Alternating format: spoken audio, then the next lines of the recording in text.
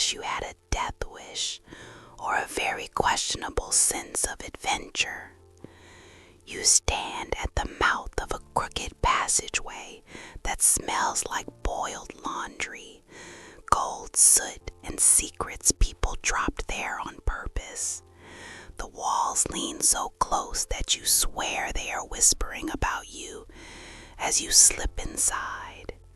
Lantern smoke hangs low. Laundry lines sag overhead like tired ghosts. And every whetstone feels like it is watching. This is Double Alley, the cramped little world where the city dumped everything it did not want to admit it created. So, before you get too cozy, take a second to gently tap that new hype button YouTube just added. It really does help little guys like me push through the algorithm.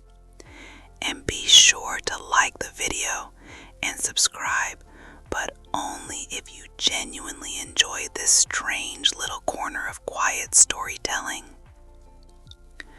Drop a comment with where you're listening from and what time it is for you. It's strangely comforting to know who else is drifting off with us around the world. Now, get comfortable. Let the day melt away, and we'll drift back together into the quiet corners of the past.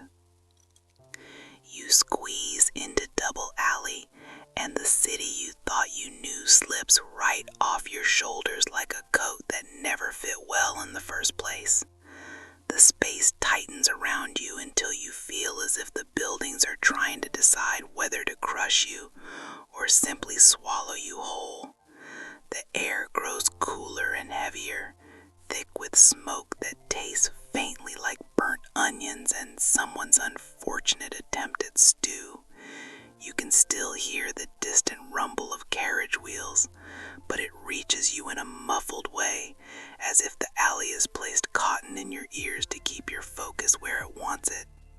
Your boots scrape over uneven stones, slick with something you hope is just last night's rain, though the faint sheen on top suggests otherwise. Every sound sharpens. A door cocks somewhere above you. A cat yowls from a hidden ledge, and a pot clangs against brick as some unseen hand flings it from a window with the casual confidence of someone who does this often. You step deeper and the world narrows into layers of shadow that tug at the edges of your vision, as if curious about what kind of fool wanders in here willingly. The laundry overhead flutters like a long line of exhausted flags, each shirt and sheet carrying its own scent, from soap that is not rinsed out properly to whatever cologne someone tried and immediately regretted. A cord hangs low enough that you have to duck, and you can almost hear the alley snicker at how neatly it caught you. The walls lean inward with the enthusiasm of gossips hungry for your first mistake. Bits of crumbling mortar fall near your shoulder like applause for entering their little kingdom. Farther in, voices weave through the dimness. A couple argues about a missing loaf of bread, each accusing the other with the confidence of people who have both lied many times before. A child sings a tune entirely off-key, but loudly enough to compensate. Somewhere ahead, a burst of laughter crackles, sharp and quick, followed by the sound of feet slapping stone as someone sprints away. You cannot tell if they are running from trouble or toward it, and honestly, neither option seems encouraging. Water drips rhythmically from a pipe into a dented bucket. Rats scurry with surprising organization, like tiny managers on an urgent schedule. Someone above you slams a window shut, then immediately opens it again, as if reconsidering the argument they planned to shout into the street. You feel the alley's pulse now, steady and alive, beating beneath the grime and clutter. Yet there is something else too, a shift you sense in the air. The city behind you felt wide and impatient, always pushing forward, always demanding. Here the space holds you still, almost protectively, though you suspect that is not its intention. It studies you. It waits for your next step. You realize that every person, every noise, even every brick seems aware of you in a way that borders on unsettling. Still, you move forward because turning back would admit you are overwhelmed, and you refuse to let an alley that smells this questionable win. The shadows thicken, as if layering themselves for emphasis, and each sound grows crisp from the snap of a twig under your heel to the hiss of a kettle somewhere out of sight. You breathe in deeply, filling your lungs with the scent of coal smoke and damp stone, and for a moment the entire place seems to tighten around you, curious and watchful, as if waiting to see whether you belong here, or if you will be just another story whispered about in the dark. You move deeper into the alley, and the crowd reveals itself slowly, like the place is peeling back its layers just to show you what kind of people squeeze their lives into this narrow ribbon of space. At first, you think it is just a few residents lingering in doorways or leaning on splintered railings, but the longer you look, the more faces emerge from shadowed corners.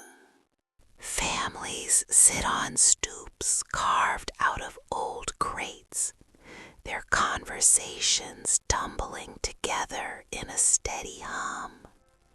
A woman stirs something in a pot that smells suspiciously like cabbage, pretending to be soup, while two children chase each other through puddles with a kind of joy that suggests they have no idea the rest of the city would faint if they stepped foot here.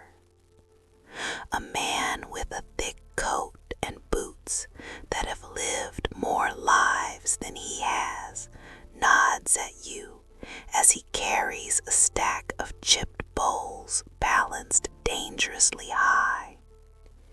Behind him, a young girl negotiates with a boy twice her size over a chipped marble and she is clearly winning.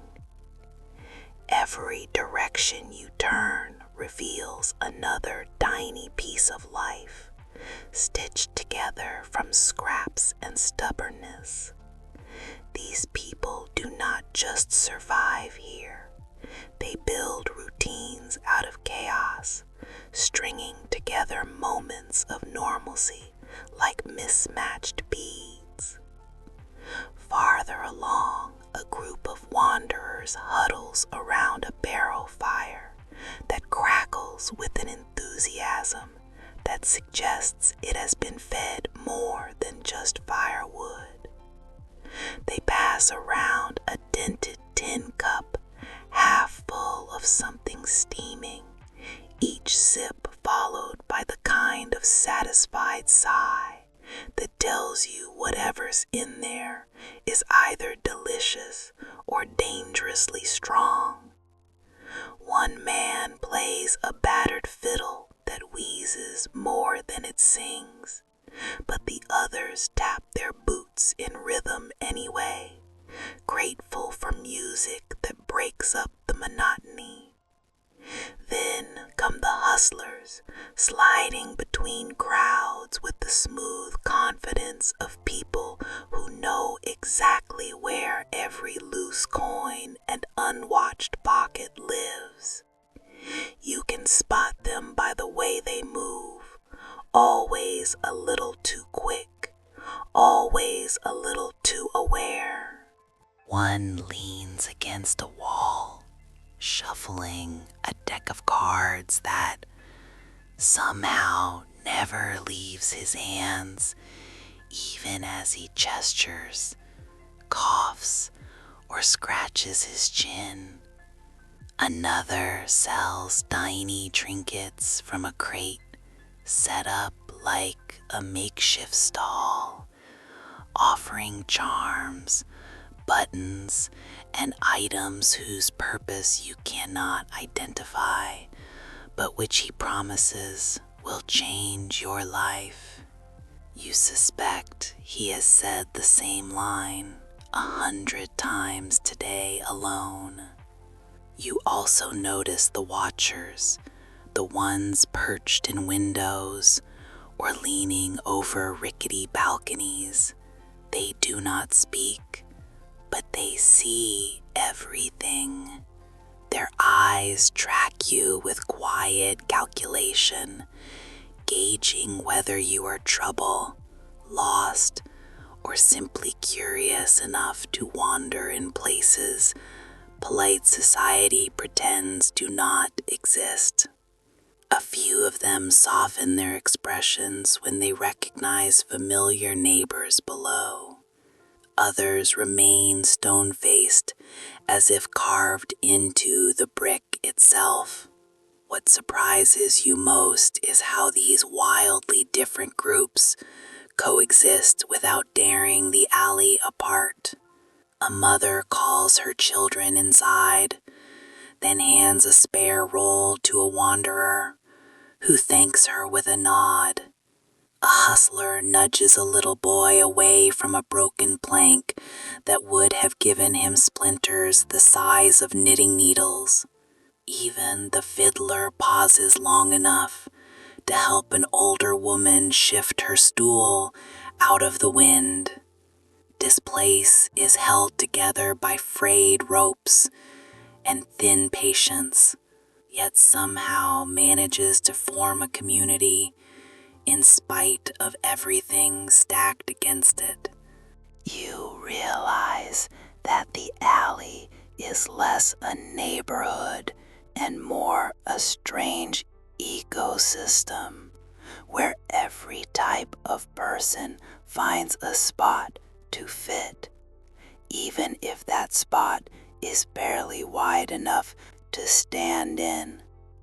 The families bring warmth, the wanderers bring stories, the hustlers bring an energy that keeps everyone alert. And as you watch them move around one another with practiced familiarity, You start to understand how this narrow stretch of brick and shadow becomes a home.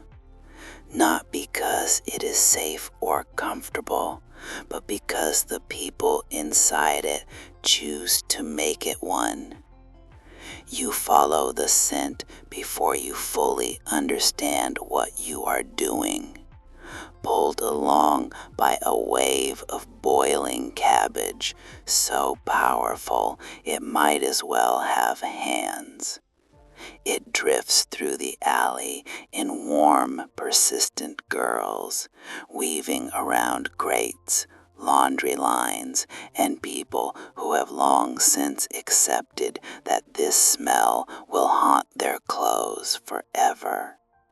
You try to convince yourself it is just ordinary cabbage, but ordinary cabbage does not usually announce itself with this level of confidence.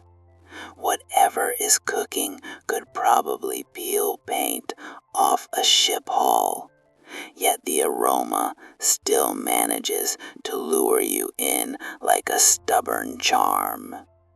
You trace it past a leaning doorway where two men argue over who owes whom a loaf of bread, and past a boy practicing a magic trick with a coin that keeps slipping through his fingers and rolling away.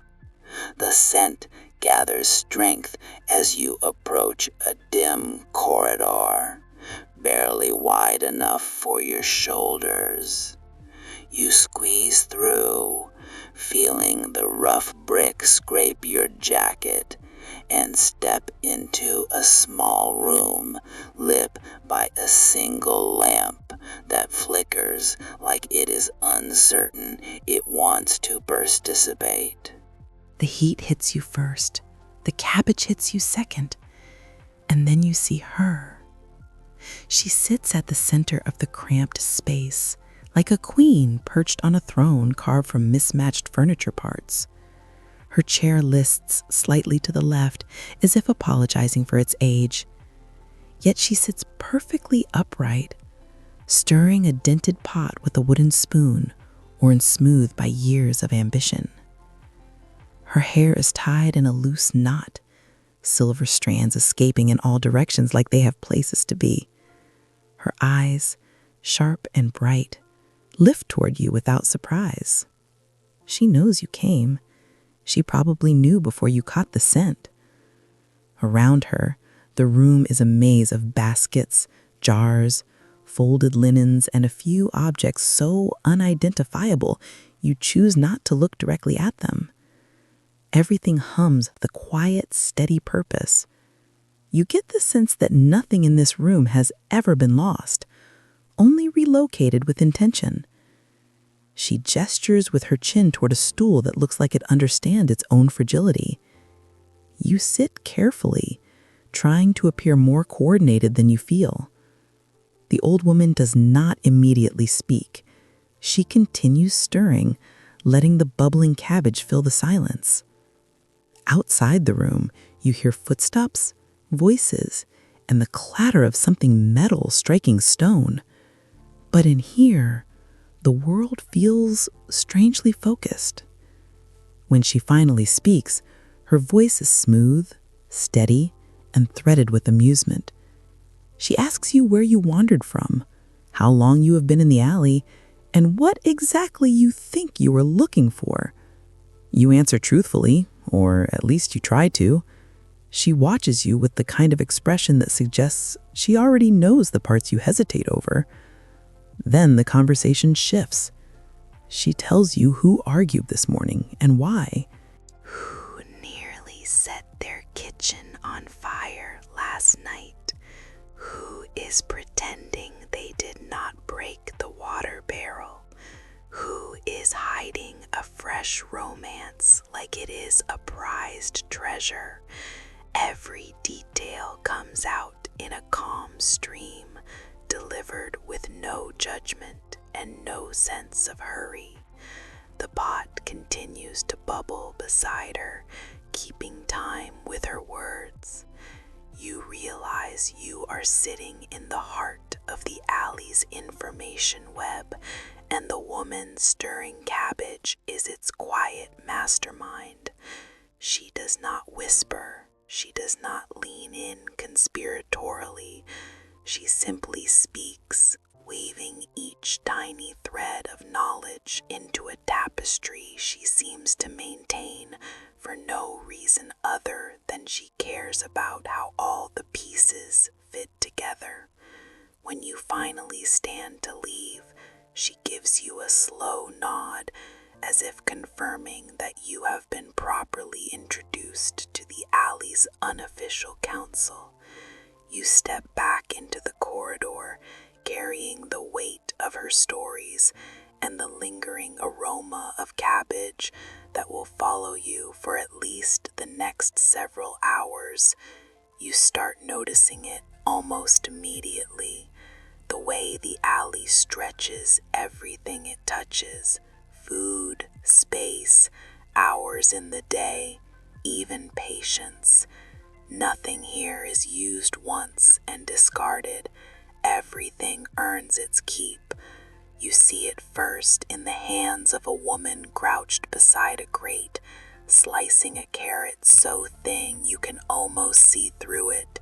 She arranges the pieces like precious tiles in a pot that already smells like it has lived several previous lives. She does not waste a sliver.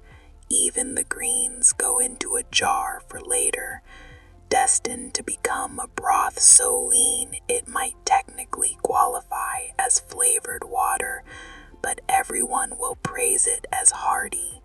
Across from her, a man kneads dough on a board balanced across his knees. He stretches it farther than you thought dough could physically stretch without staging a rebellion. He sprinkles flour with such thrift that each handful feels ceremonial. When he is done, he tucks the dough into a pan barely big enough to hold it and nods with the satisfaction of someone who has coaxed a miracle out of almost nothing. A child nearby watches intently, memorizing the process as if studying for an exam. Life will grade with no mercy. The same creativity extends to space. Every square inch is negotiated, traded, or borrowed. A stoop becomes a dining table. A window ledge transforms into a pantry. One family has built a sleeping nook above their doorframe, wedged in with planks and blankets, and the youngest child climbs into it each night like a cat disappearing onto a bookshelf. Another group pulls out folding stools from under a tarp and arranges them with the precision of a stage crew preparing for a show.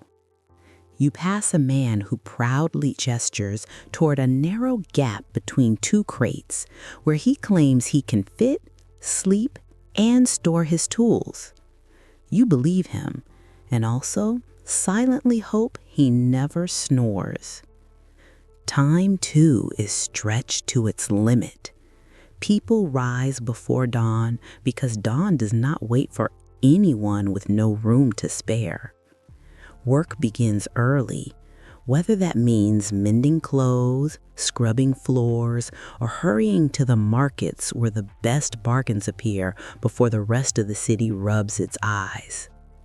You watch a woman stir a pot with one hand while sewing with the other, her foot rocking a cradle in a smooth rhythm she no longer consciously controls. Conversations happen while chopping vegetables, repairing shoes, or sweeping the walkway. Everyone multitasks because the day is never long enough, and if you fall behind, the alley doesn't bother slowing down for you. What surprises you is the humor that threads through all of it. A man jokes that his stew is so thin he needs a magnifying glass to find it. A grandmother scolds a teenager for stealing bread, then hands him a second piece with a wink because he is still growing. Even the people who have the least seem to find ways to laugh. Maybe because laughter is one of the few things that does not need to be rationed. You see resourcefulness everywhere you turn. Soap is shaved into flakes to last longer. Old shirts become rags, which become patches, which become stuffing for cushions. A cracked bowl is repaired with wire, then decorated so carefully that the flaw becomes its charm. The residents treat scarcity the way some treat a puzzle, testing how many times they can reshape the same shabby thing into something useful. And somehow the alley rewards their effort by giving each object a second, third, and fourth life. By the time you step around a line of drying herbs strung between two crooked beams, you start to understand something. Survival here is not a single act, but a constant weaving of small improvisations. It is the art of making almost nothing stretch far enough to fill a day, then doing it again tomorrow. And as you watch them, you realize that the city may not know they exist, but they know each other. And that is what keeps them going. Night settles over the alley like a heavy blanket someone forgot to wash, thick with the smell of coal smoke and the faint sting of spilled gin. You think the place might finally quiet down, but Double Alley never really sleeps. It only shifts moods, and tonight it shifts fast. You hear it before you see it, the sharp crack of a voice that snaps through the cramped walls, followed by the scrape of a crate being kicked aside. People stop what they are doing, but only for a moment, the way someone pauses when they hear thunder, but keeps walking because storms are nothing new. You turn a corner and find a knot of bodies already forming a loose circle. Two men stand at the center, chests puffed, each looking like he has been waiting all day for something to punch. One accuses the other of stealing a loaf of bread. The other claims the loaf was abandoned, which you suspect is a very flexible interpretation of the word abandoned. Their argument grows louder, building like steam trapped in a kettle. You can feel the tension climb up your spine as onlookers shift, whisper, and calculate whether stepping back or staying close will keep them safer.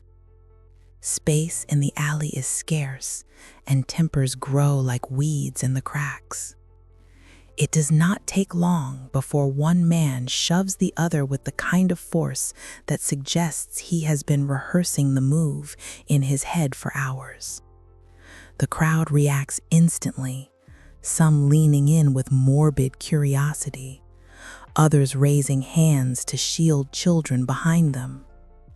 The first punch lands hard enough to echo, bouncing off the walls and slipping down the narrow corridor behind you. The man who gets hit stumbles but recovers quickly, swinging back with the desperate speed of someone who cannot afford to lose anything else today. The fight becomes a flurry of fists, curses, and wild lunges. One trips over a bucket and nearly falls into a stack of firewood, sending splinters scattering like startled insects. Someone shouts for them to stop, but the plea dissolves into the noise. Another voice yells odds, as if this is entertainment, though even he flinches when one of the fighters slams against a wall hard enough to shake loose a cloud of dust. Despite the chaos, there is a strange choreography to the way the crowd moves. People close in when they think they can break it up, then draw back when a punch swings too wide. A woman steps forward with both hands raised, but the men are too locked in their fury to notice her. You see neighbors exchanging quick glances, silently debating whether they should intervene or wait for the storm to run out of strength. Fights like this are dangerous, but so is stepping into one at the wrong moment. It ends the way many alley brawls do, not with a dramatic finale, but with exhaustion. One fighter slips on the wet stones, hitting the ground with a thud that squeezes the air from his lungs. The other stands over him, panting, fist raised but trembling with the weight of the day. For a long second, everything holds still. Then he lets his arm fall. The crowd releases a collective breath, and the air shifts from electric to weary. Neighbors separate the men, muttering scoldings mixed with sympathy. Someone brings water. Someone else retrieves the dented loaf of bread that caused all this trouble and divides it into pieces small enough to keep anyone from fighting over them again. The alley exhales, settling back into its usual rhythm, though a few people keep glancing over their shoulders to make sure the quiet is not temporary. As you walk away, you realize how thin the line is here between survival and eruption. In a place where space is too tight and resources too few, conflict grows quickly, but so does the instinct to pull each other back from the edge. You duck beneath the first laundry line because you have no interest in leaving with a face full of someone's damp shirt. The cloth brushes the top of your head anyway, leaving a cold stripe of moisture that feels like the alley's personal welcome. Above you hangs a sprawling canopy of garments in every shape and fabric, swaying gently like a collection of ghosts airing their grievances. What little daylight reaches Double Alley filters through sleeves, trousers, and petticoats, tinting everything in shades of cloth that have seen better centuries. If the sun could speak, it would probably file a formal complaint. You move forward carefully because the laundry lines do not behave like normal string. These lines have ambition. They crisscross over your head, stretch low at unpredictable points, and dip so sharply that you start to wonder if someone dyed them specifically to test a stranger's balance. A pair of stockings dangles directly in your path, spinning slowly with the smugness of obstacles that know you cannot avoid them. You shift sideways, and instantly a dripping hem from above taps your shoulder like a scolding finger. The rooftops above you are no better. They lean inward, sloping with the weary posture of buildings that have carried far too many winters. Water trickles down from their edges in thin streams, dripping onto the stones with steady blinks that echo through the tight walls. Every few steps you hear a louder drip, the kind that splashes with unnecessary enthusiasm and you instinctively check to make sure it is not landing in your hair. A few residents set out basins to catch the runoff, and each container produces its own little rhythm. Together, the alley sounds like a choir of leaky pipes practicing scales. You weave under a particularly low bundle of freshly washed linens and inhale a scent that is part soap and part something no soap should ever try to fix. A woman from an upper window calls down to shoo you aside as she wrings out a huge blanket with the confidence of someone who has impeccable aim.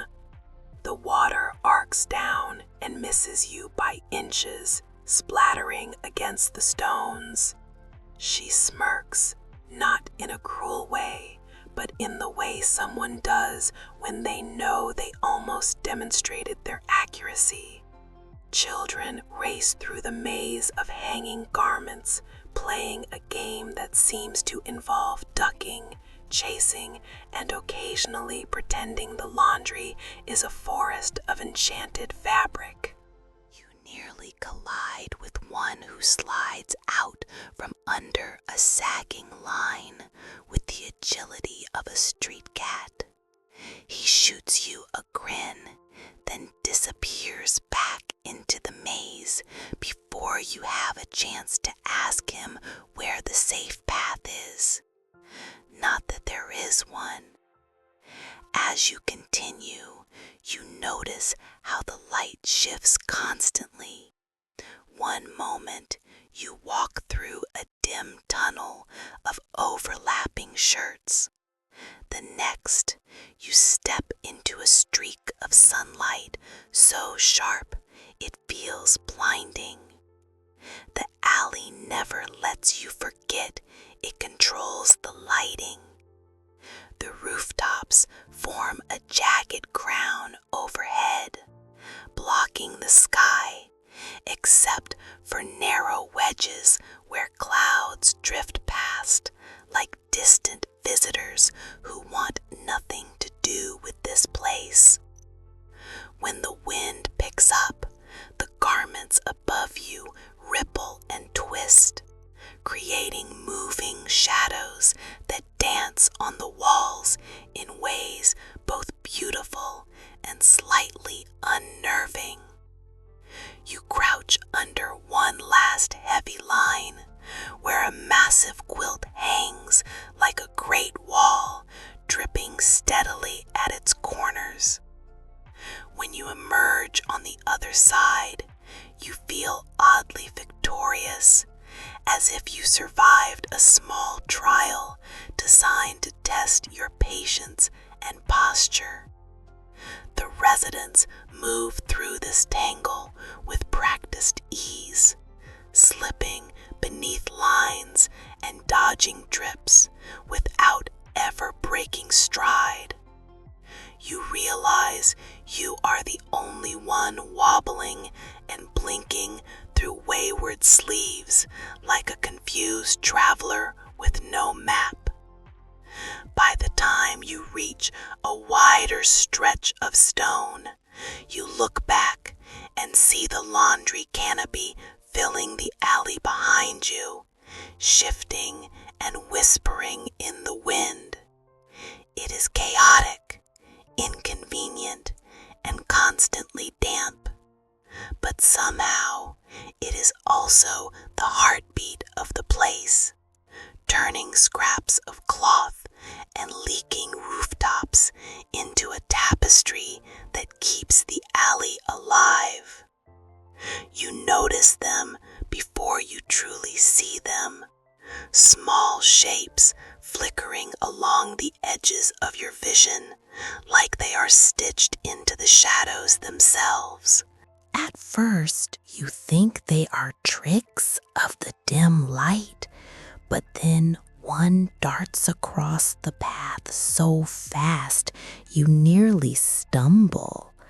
The alley children move with a kind of unbothered mastery that makes you feel like an intruder in a world where they reign supreme.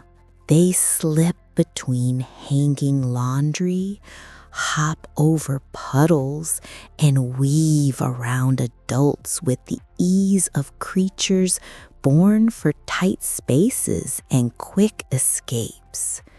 One girl appears beside you without a sound, her feet bare and her hair tied back with a ribbon that looks like it has survived at least 3 generations. She studies you with calm curiosity, then vanishes behind a stack of crates before you can greet her. Her footsteps make no noise at all. The only sign she was ever there is the faint sway of a nearby laundry line, as if marking her exit. A group of boys chases each other along the narrow walkway, their laughter echoing sharply between the leaning walls. They dodge every obstacle effortlessly, leaping over a bucket, slipping under a stray beam, and skirting a suspicious puddle that you gave a wide berth earlier. One of them skids to a stop when he spots a loose coin someone dropped. He pockets it with triumphant speed, then sprints off before anyone has time to ask where he found it. You get the sense these children do not waste opportunities, no matter how small. Their games are not really games, at least not entirely. Every playful sprint doubles as practice. Every dare is training.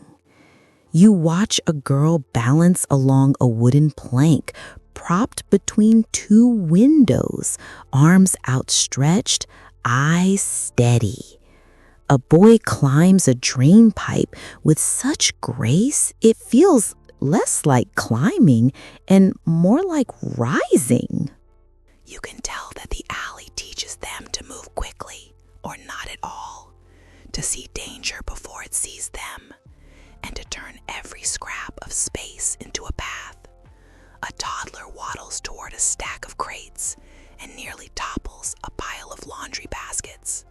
But before disaster strikes, an older child swoops in, scoops him up, and redirects him without breaking stride. The toddler squeals in delight, as though this was part of the plan all along. It seems the alley children operate with collective awareness, each one acting as lookout, courier, and rescuer depending on the moment. You try walking at their pace for a stretch, but it becomes clear almost immediately that you lack the necessary instincts. You hesitate where they flow. You pause where they slip through unthinking.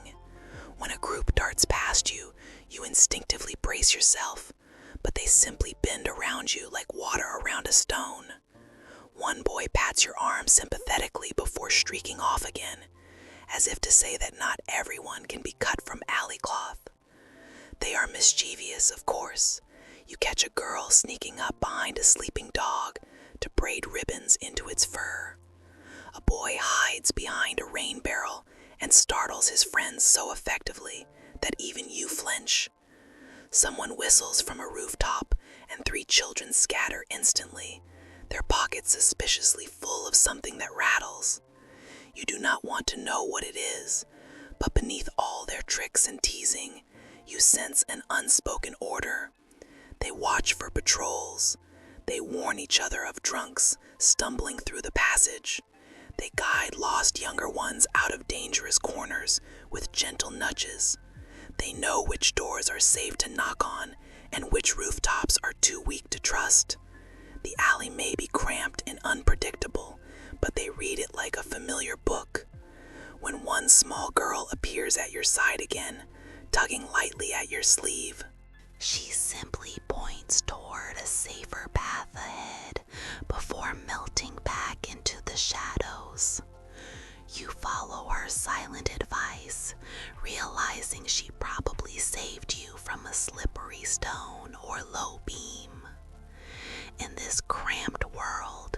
children move like ghosts, but ghosts with purpose, intent, and sharp eyes that miss nothing. As you move on, you feel them watching, not out of suspicion, but out of curiosity, as if deciding whether you might one day learn to move through the alley with even a fraction of their quiet skill. You begin to sense it before you fully understand it, a subtle shift in the air as you turn a corner and step into a pocket of the alley that feels different from the rest. The sounds change first. Voices blend in a dozen accents, weaving together in a rhythm that feels older and steadier than the city outside these walls. The scent changes too. Instead of the usual stew and coal smoke, you catch hints of spices, herbs, and something sweet baking in a small clay oven someone wedged between two grates. It becomes clear that people have carved out small worlds inside this narrow place, each shaped by the lands they left behind. You pass a group of women sitting on low stools, their hands moving quickly as they braid dough and tuck it into a pot to rise. They speak softly in a language full of round vowels and warm cadence. One of them glances up and offers you a smile that surprises you with its gentleness. She gestures toward the pot, then taps her chest proudly as if to say, "This recipe has survived oceans and governments and will survive this alley too." You nod back, feeling something settle inside you, a quiet understanding that food here is more than nourishment. It is memory. Farther down, men gather around a crate turned into a game board, sketched with lines and symbols you do not recognize, but which they clearly take very seriously. They argue in hushed tones, leaning in, clapping each other's backs, and laughing when someone makes a particularly clever move. Their clothes are patched but carefully maintained, and every gesture carries the familiarity of people who have known each other since childhood, long before the alley squeezed them into these cramped circumstances. One of them waves at you to join, but you shake your head quickly, knowing you would be lost before your first turn. He laughs knowingly and returns to the game. The micro-communities fit together like mismatched puzzle pieces, each keeping its identity alive with rituals so small they could be missed if you did not look closely. Children sing counting rhymes from their parents' homelands, the melodies bouncing through the brick passageways. A grandmother hangs embroidered cloth over her doorway, turning her tiny room into a burst of color in a place made mostly of gray. A man lights a candle on a windowsill at dusk, murmuring a prayer you cannot quite hear, yet you feel its weight anyway. You wander into another section where families prepare a communal meal, each contributing something small: a bit of rice, a handful of chopped vegetables, a pinch of spice saved from last season. The pot grows slowly, fed by many hands, and soon a warm, fragrant cloud drifts through the air. People gather around it, not just for food, but for the comfort of standing among their own. They talk about relatives far away, about festivals they used to celebrate, about songs they refuse to forget, even if the alley swallows the sound. In one corner, a tiny group has arranged a makeshift shrine with candles melted into bottles. A few carefully placed stones and a piece of cloth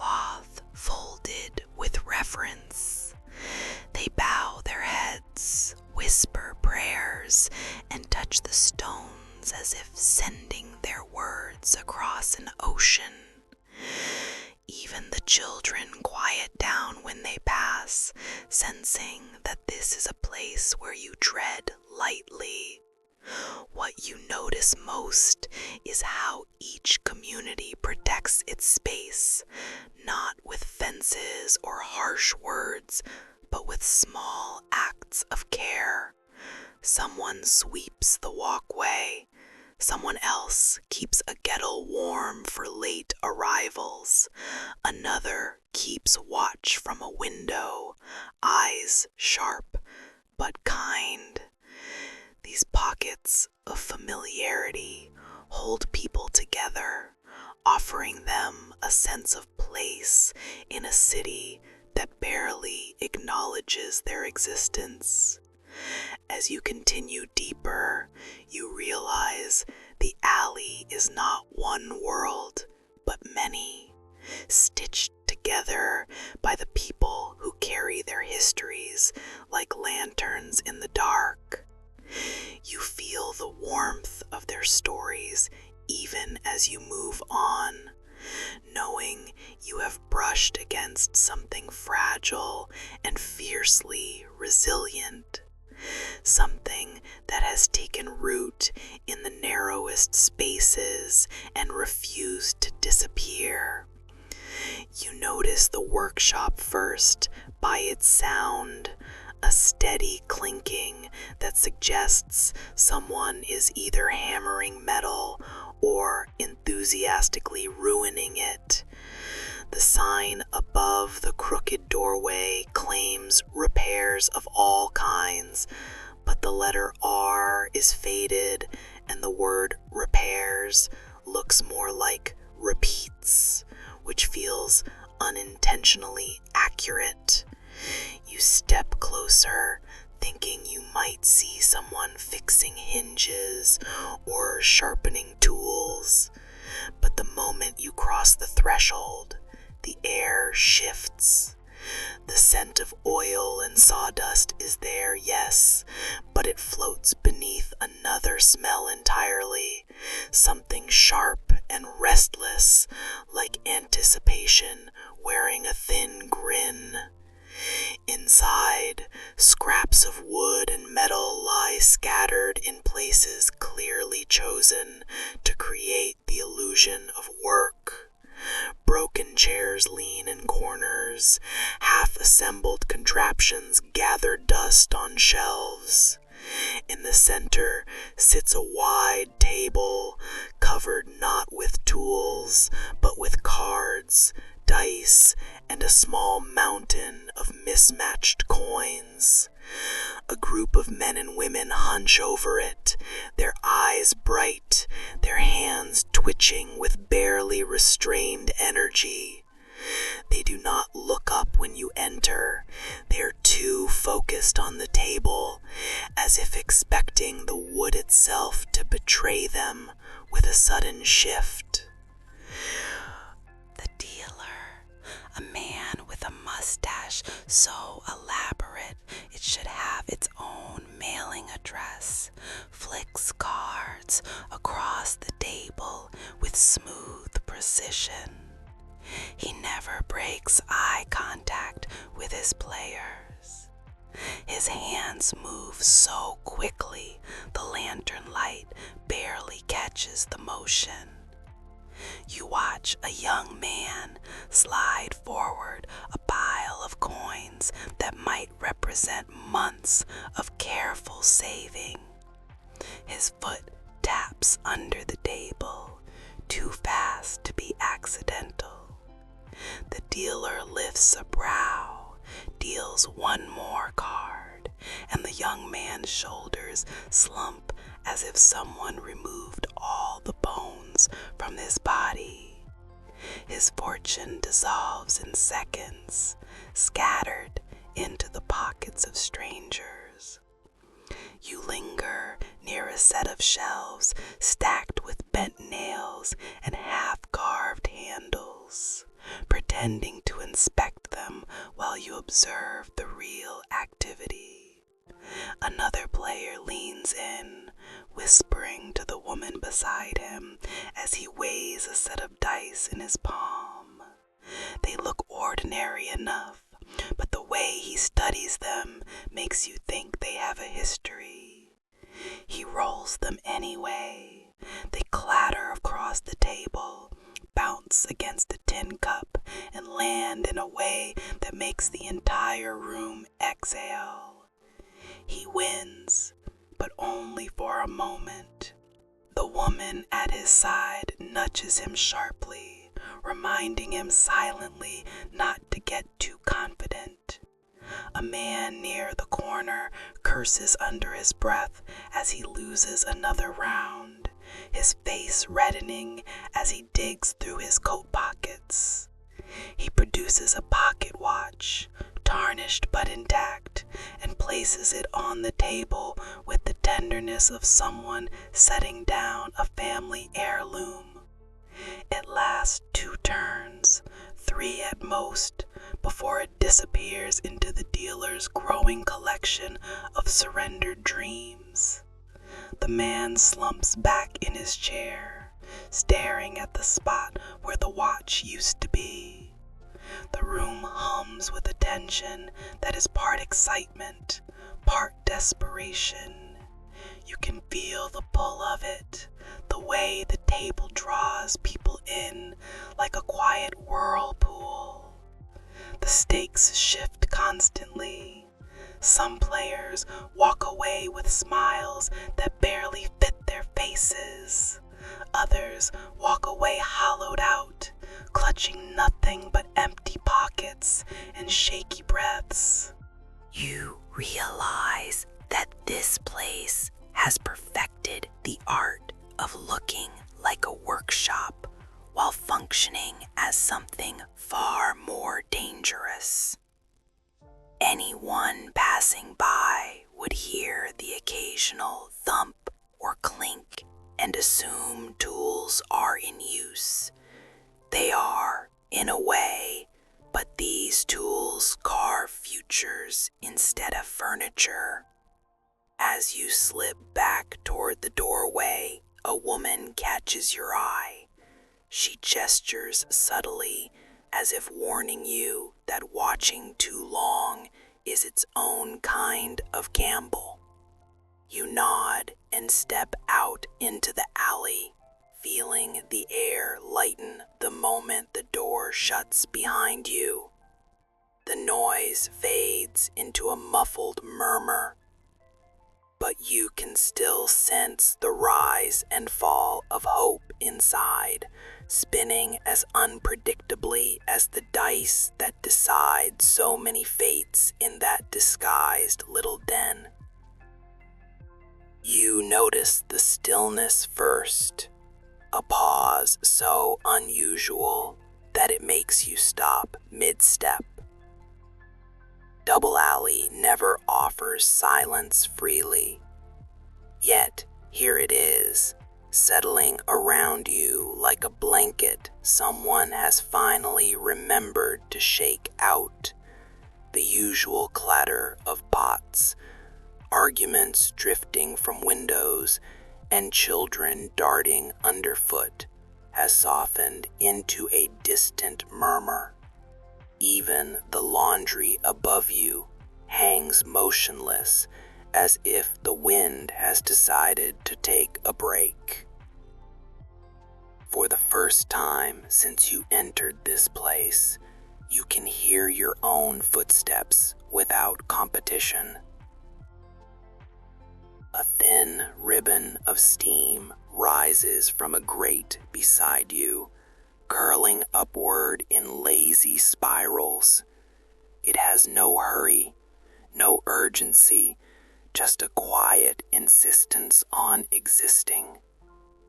The warmth of it brushes your hand, damp and almost gentle, carrying the faint scent of metal and old earth. More blooms rise farther down the alley, forming pale columns that catch what little light filters through the rooftops. They move like slow-breathing exhalations from the hidden machinery beneath the city, as if the world below has finally decided to join the living for a moment. You take a few steps forward, and the stones beneath your boots feel different, warmer, as though the steam is seeping through them.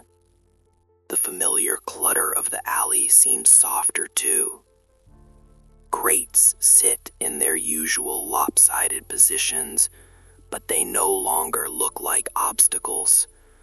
Buckets line the walls, but no one is rushing to fill them. A broom leans against a door frame, abandoned mid-jaw, suggesting that someone paused to enjoy this rare quiet and never returned to their task. Everything seems suspended. A cat strolls past you with an air of ownership so complete that you step aside instinctively. It stretches, yawns, and wanders through a cloud of steam as if performing a slow entrance on a stage. Its fur catches the diffused light, turning silver for a heartbeat. You follow its path until it disappears under a curtain of hanging shirts that sway just slightly, the only movement in the still air. A window cacks open above you, not with the sharp snap you usually hear, but with a soft groan. An older man leans out, resting his elbows on the sill. He looks over the alley with the expression of someone who has lived here long enough to recognize when the place gifts him something rare. He nods at you, a quiet acknowledgement shared between two people witnessing an unusual moment. You nod back, unsure if speaking would break the spell. The air feels thicker, almost velvety. You inhale deeply, and the steam warms your lungs. You can hear the faint hum of something deep below, maybe pipes or distant engines, maybe the city's hidden heartbeat. The walls around you seem less oppressive, their leaning silhouettes softer in the diffused glow. Even the usual smell of cabbage and coal smoke has mellowed into something less confrontational. For a moment, you imagine the whole of New York inhaling and exhaling with you, the city's breath rising through the vents and drifting along the alley like a shared sigh. The chaos is still there, tucked into corners and waiting for its cue, but now it rests. You rest with it, just long enough to feel what the alley might be without the constant press of survival. Then, somewhere in the distance, a pot lid clatters and a child laughs sharply. The spell loosens, the world stirs, but the steam keeps rising, slow and steady, reminding you that even the most crowded corners of this place hold pockets of quiet moments where the alley breathes and invites you to breathe with it. You hear them before you see them, the thud of heavy boots striking stone in a rhythm too controlled to belong to anyone who lives here. The alley's usual murmur tightens into something sharper, a tension that crawls along the walls and settles on your shoulders.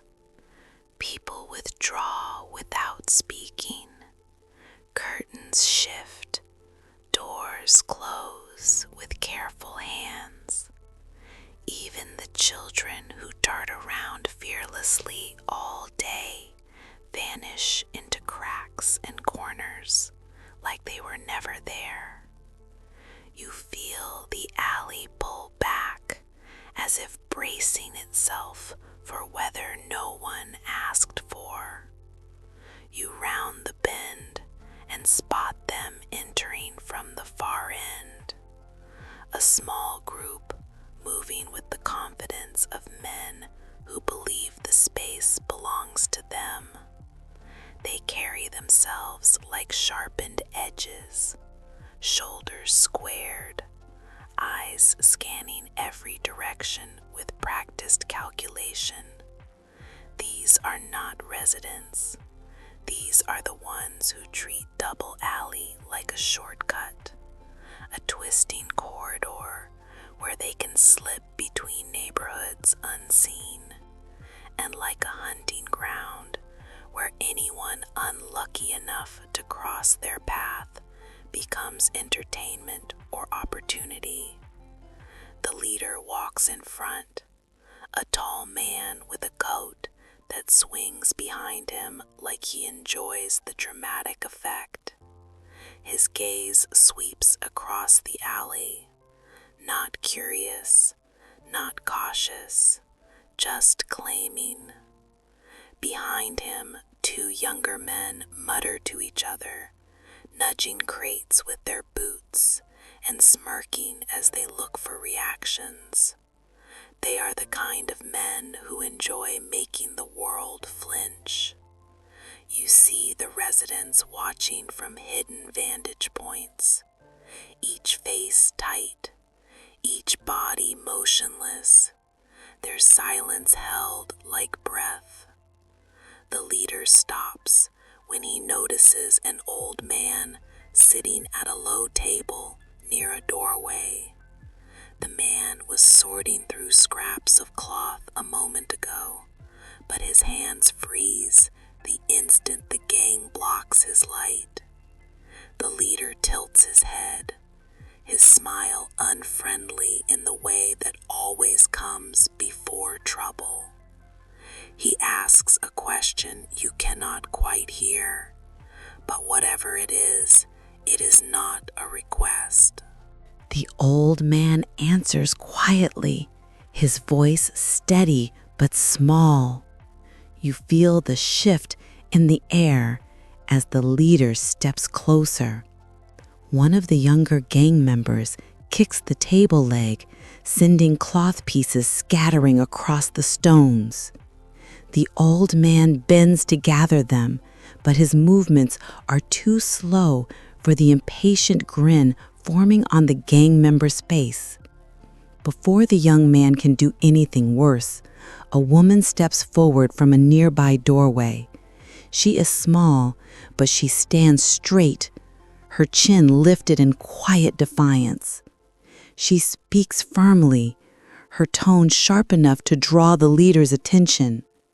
Her words are simple, a warning, a boundary, an insistence that this is not the place for whatever spectacle they came to create. The leader turns toward her, amused. He steps closer, testing how far he can push before something breaks. You can feel the alley tightening around you, waiting to see if she stands her ground, or if the men behind her will start something everyone will feel the cost of. The woman does not move. Her eyes remain fixed on his, unwavering. It is a battle fought in silence first, the kind where pride and fear fight for space behind rib cages. The gang member who kicked the table tries to step forward again, but the leader raises a hand to stop him. Something in the woman's expression has made him reevaluate the moment. Maybe it is the stillness of the alley, the watching eyes, or the unspoken promise that any harm done here will not go unanswered. He glances around and seems to notice what you see clearly now. The alley may bend, but it never bends alone. he makes a show of stepping back, flashing a grin that pretends the whole thing was entertainment. His men follow, though with far less bravado than when they arrived. They leave the way they came, boots pounding out a rhythm that grows softer with each step until the alley claims it's quiet again.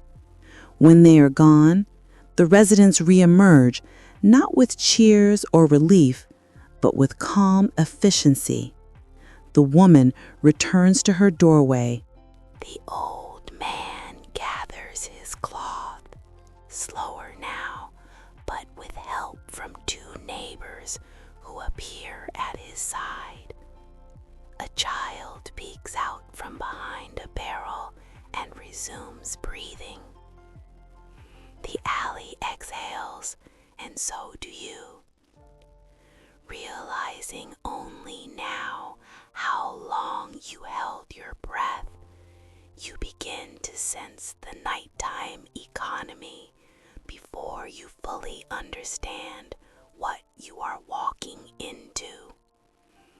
The alley feels different after dark, not quieter exactly, but tuned to another frequency. Lanterns glow behind curtains and through cracks in shutters. Thin streams of light stretching across the stones like secret invitations.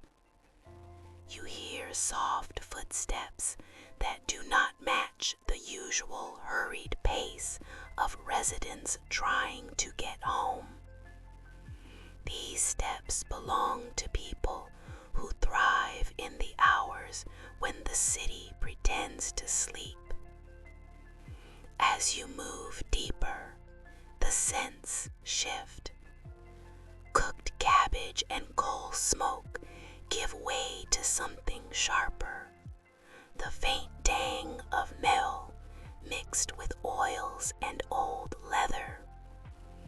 A crate scrapes lightly across the ground ahead of you, guided by a man whose eyes never stop scanning the shadows.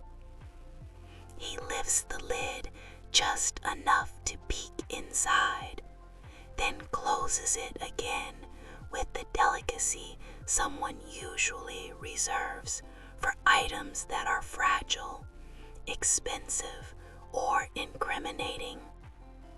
He vanishes into a doorway without a word, leaving you to wonder what sort of treasures or troubles travel in such boxes. More figures gather in a narrow side corridor, each carrying small bundles wrapped in cloth. They greet each other in whispers, heads bent together as they compare whatever objects they have brought. A woman unwraps a silver candlestick, polished well enough to catch the lantern light even through the dim. Another holds out a stack of books, so worn at the edges they look rescued from a fire rather than a shelf. A third reveals a collection of tools, none matching, all suspiciously new. Every item is examined with practiced eyes, passed from hand to hand, weighed not for beauty, but for value, measured in meals, warmth, and favors owed. A thin man with sharp cheekbones oversees the trading, his ledger nothing more than a scrap of paper tucked behind his ear. He seems to track every transaction through sheer memory, nodding when a deal pleases him and frowning when someone tries to bargain too boldly. People defer to him with the ease of long habit. You get the feeling his word holds more power in these official stationed above ground. Movement catches your eye as two children slip from behind a stack of crates, carrying something wrapped tightly in burlap. They look too calm for kids sneaking out after dark, and you soon understand why. They approach a woman leaning against the wall, her arms crossed and her posture impatient. She takes the bundle, unwraps it, and reveals half a dozen tin cups engraved with a symbol you do not recognize. She pays them with a few small coins and a warm roll pulled from her coat pocket. The children split their reward and disappear down the alley with a speed that suggests they have more deliveries ahead. You watch as goods change hands with astonishing efficiency.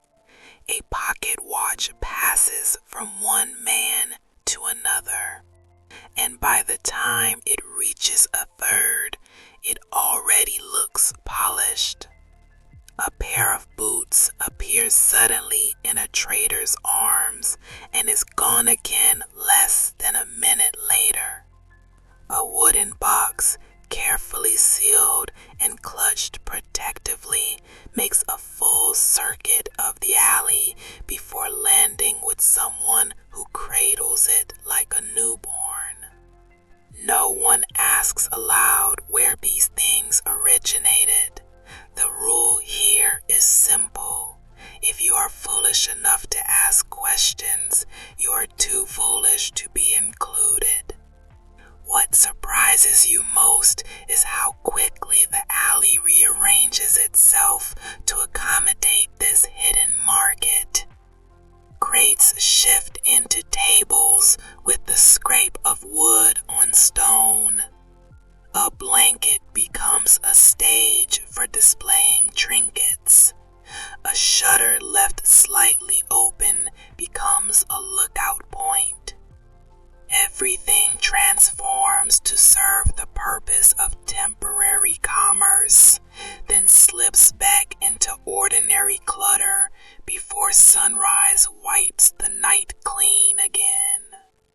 As you leave the heart of the exchange behind, you glance back once. Already the figures are dispersing into shadows, goods tucked away, whispers fading.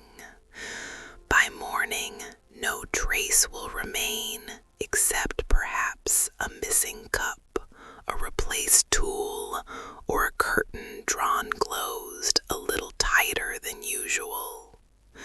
The alley will look the same as it did before, but you know better now. Beneath the daylight routines lies a careful, restless economy that thrives in darkness, trading in objects that carry stories the sun is not meant to see. You notice the repairs first by the sound, a steady rhythm of tapping, scraping, and low muttering that suggests both determination and a deep, ongoing negotiation with gravity.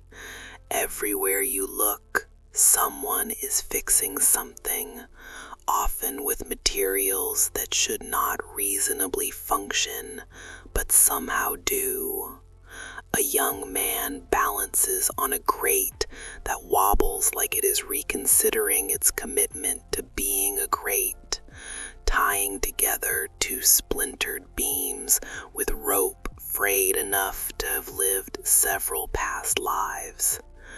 He pulls the knot tight, leans back to test it, and nods with the satisfaction of a master craftsman who has just performed a miracle using the leftovers from someone else's leftovers.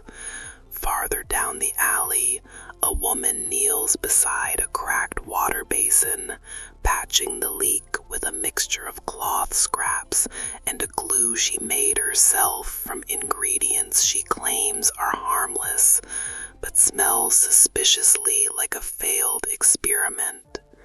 She smooths the patch with the seriousness of a surgeon, taps it twice as if sealing a promise, and then fills the basin slowly. You both watch the water rise. The patch holds, and she beams at it as though she has just outwitted the universe. A group of children drags a broken cart to the center of the passage, chattering excitedly about their plan to fix it.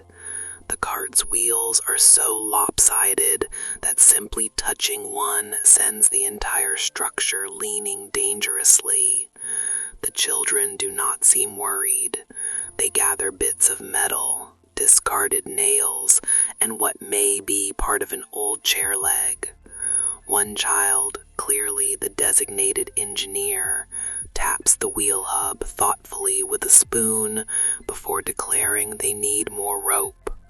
Within seconds, two of them sprint off and return with a handful of string that looks barely strong enough to tie a shoelace. But somehow, under their combined effort, the cart begins to resemble something functional again. Near a doorway, an older man repairs a broken shutter using nothing but a rusted hinge and pure stubbornness. He mutters at the wood as though convincing it to behave as part of the process. When the hinge refuses to sit properly, he adjusts the angle slightly, nudges the wood into place, and tightens the screws with a tool that might once have been a screwdriver, but now looks more like a suggestion of one. Eventually, the shutter swings smoothly, and he gives it an approving pat.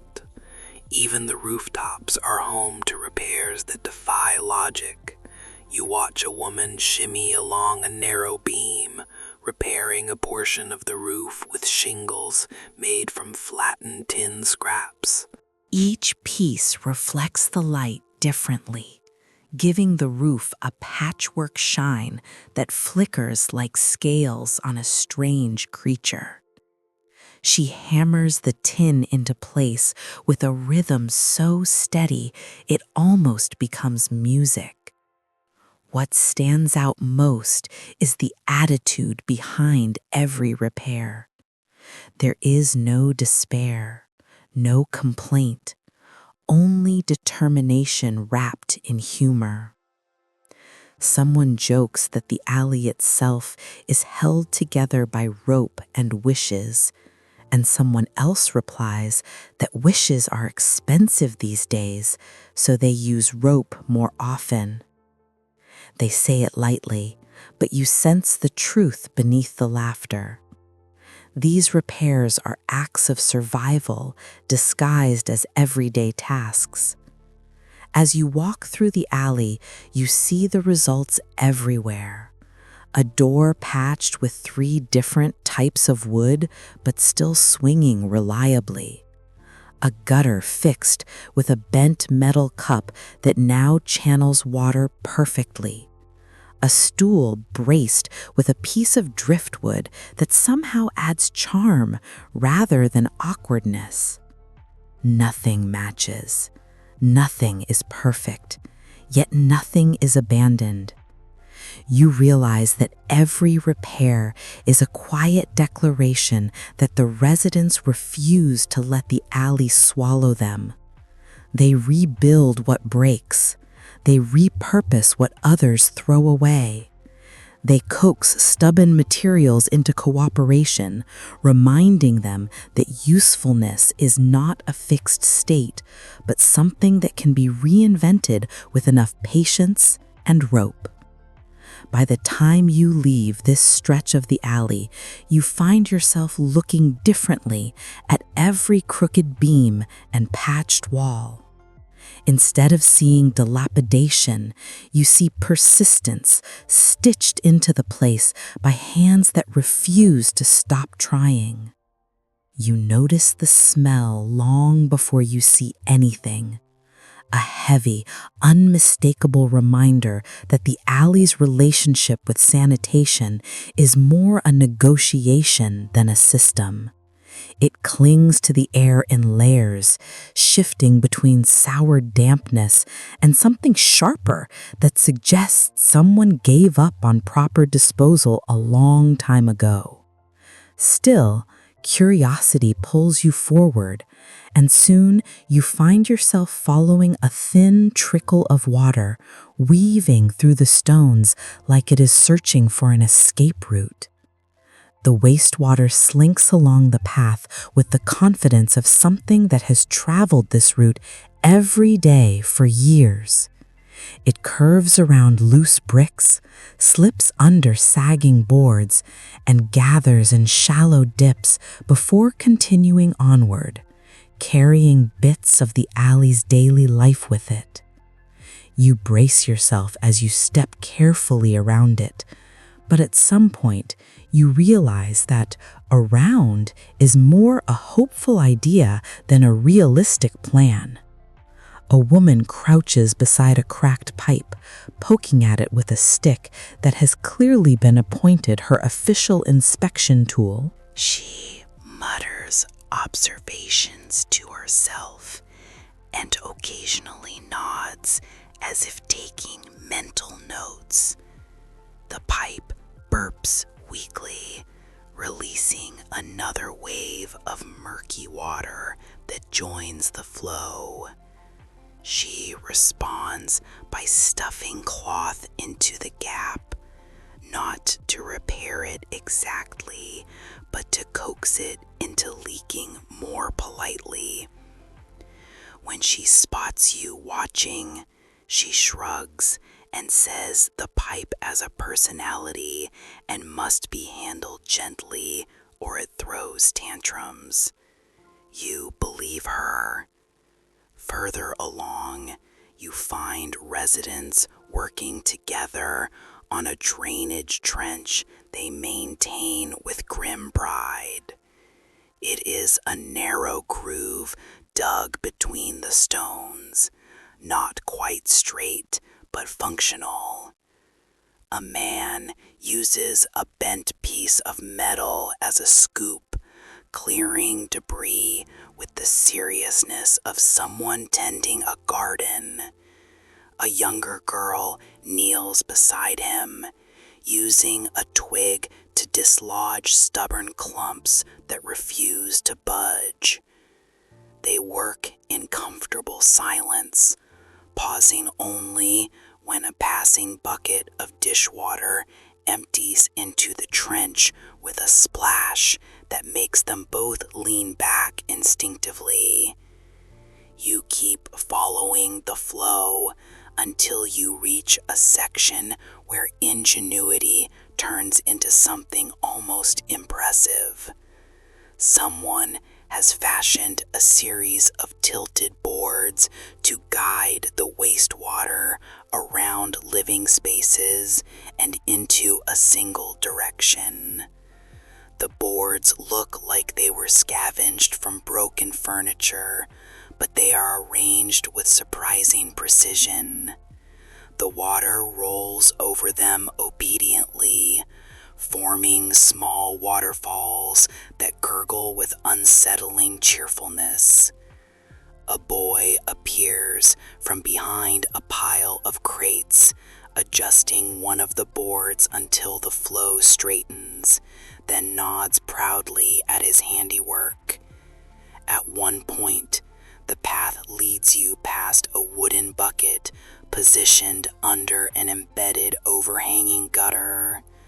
The bucket catches drips from above, each plunk echoing dully.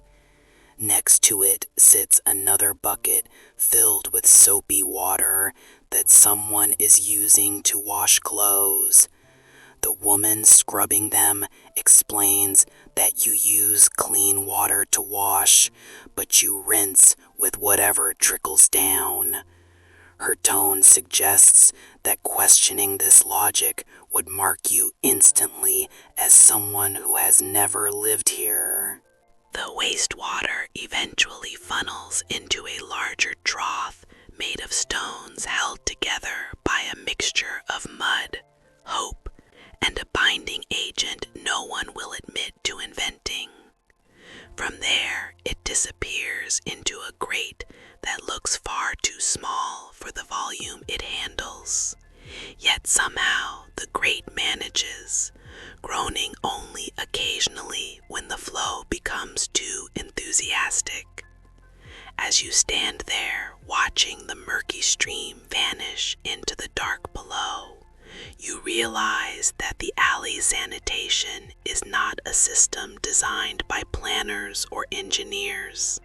It is an ongoing conversation between necessity and invention, shaped daily by people who refuse to let the alley drown them. It is grim, yes, and unpleasant, undeniably, but it is also resourceful, stubborn, and strangely impressive. In Double Alley, even wastewater learns to navigate survival. You notice him because he moves with the kind of tired precision that only comes from routine carved over years. He steps out of a doorway so narrow you wonder how anyone fits inside, adjusting the frayed collar of a shirt that has been patched so many times it carries a history of its own. You do not know his name yet, but you recognize immediately that he belongs to this place in a way you do not. The alley has shaped him, smoothed some parts and sharpened others, leaving behind a person built entirely out of survival and stubbornness. He walks with a limp that seems mild until he pauses to stretch his leg. You think perhaps it is an old injury, the kind no doctor ever treated properly. He does not linger on it. He simply rolls his weight forward again and keeps moving, weaving through crates and puddles like someone who has memorized every obstacle. He nods to a woman sweeping her doorway, to a child perched on a stoop, to an older man repairing a broken frame. Each nod carries a different weight, a silent greeting tailored for each person. You realize quickly that he has connections here, strands of familiarity that tie him to everyone around him. You follow at a respectful distance, watching as he begins his morning ritual. He exchanges a small bundle of twine for a scrap of bread from a vendor who sets up early. Then he carries the bread to a family with 3 young children and leaves half of it on their doorstep before they wake. He does not knock or wait for thanks. He simply places it down and walks on. The gesture is quiet and practiced. You have the sense he has been doing this for years. As the alley stirs to life, more people emerge.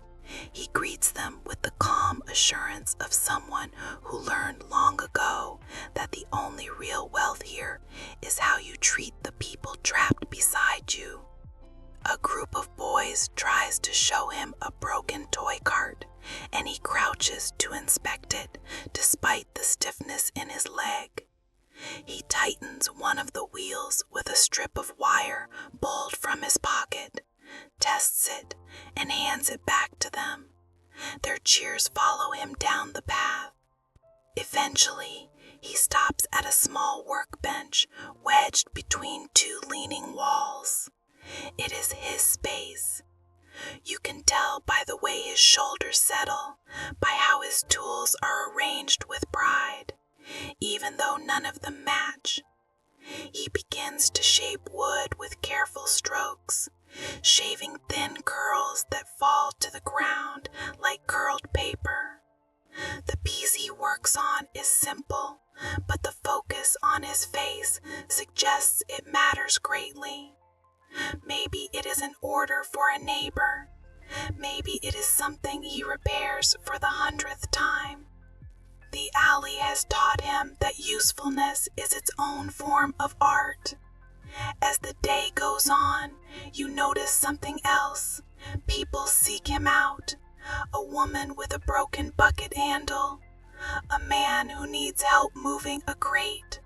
A child who simply wants to sit nearby and listen to the steady rasp of his tools.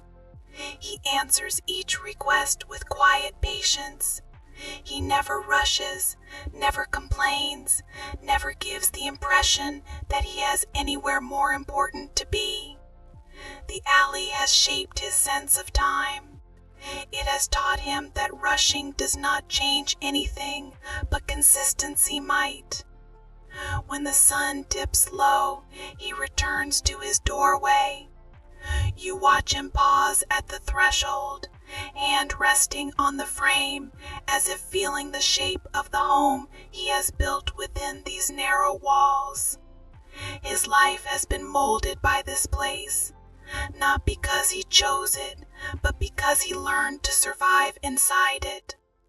The alley has left marks on him, visible and invisible, but it has also given him a kind of purpose that only exists when people depend on one another for everything.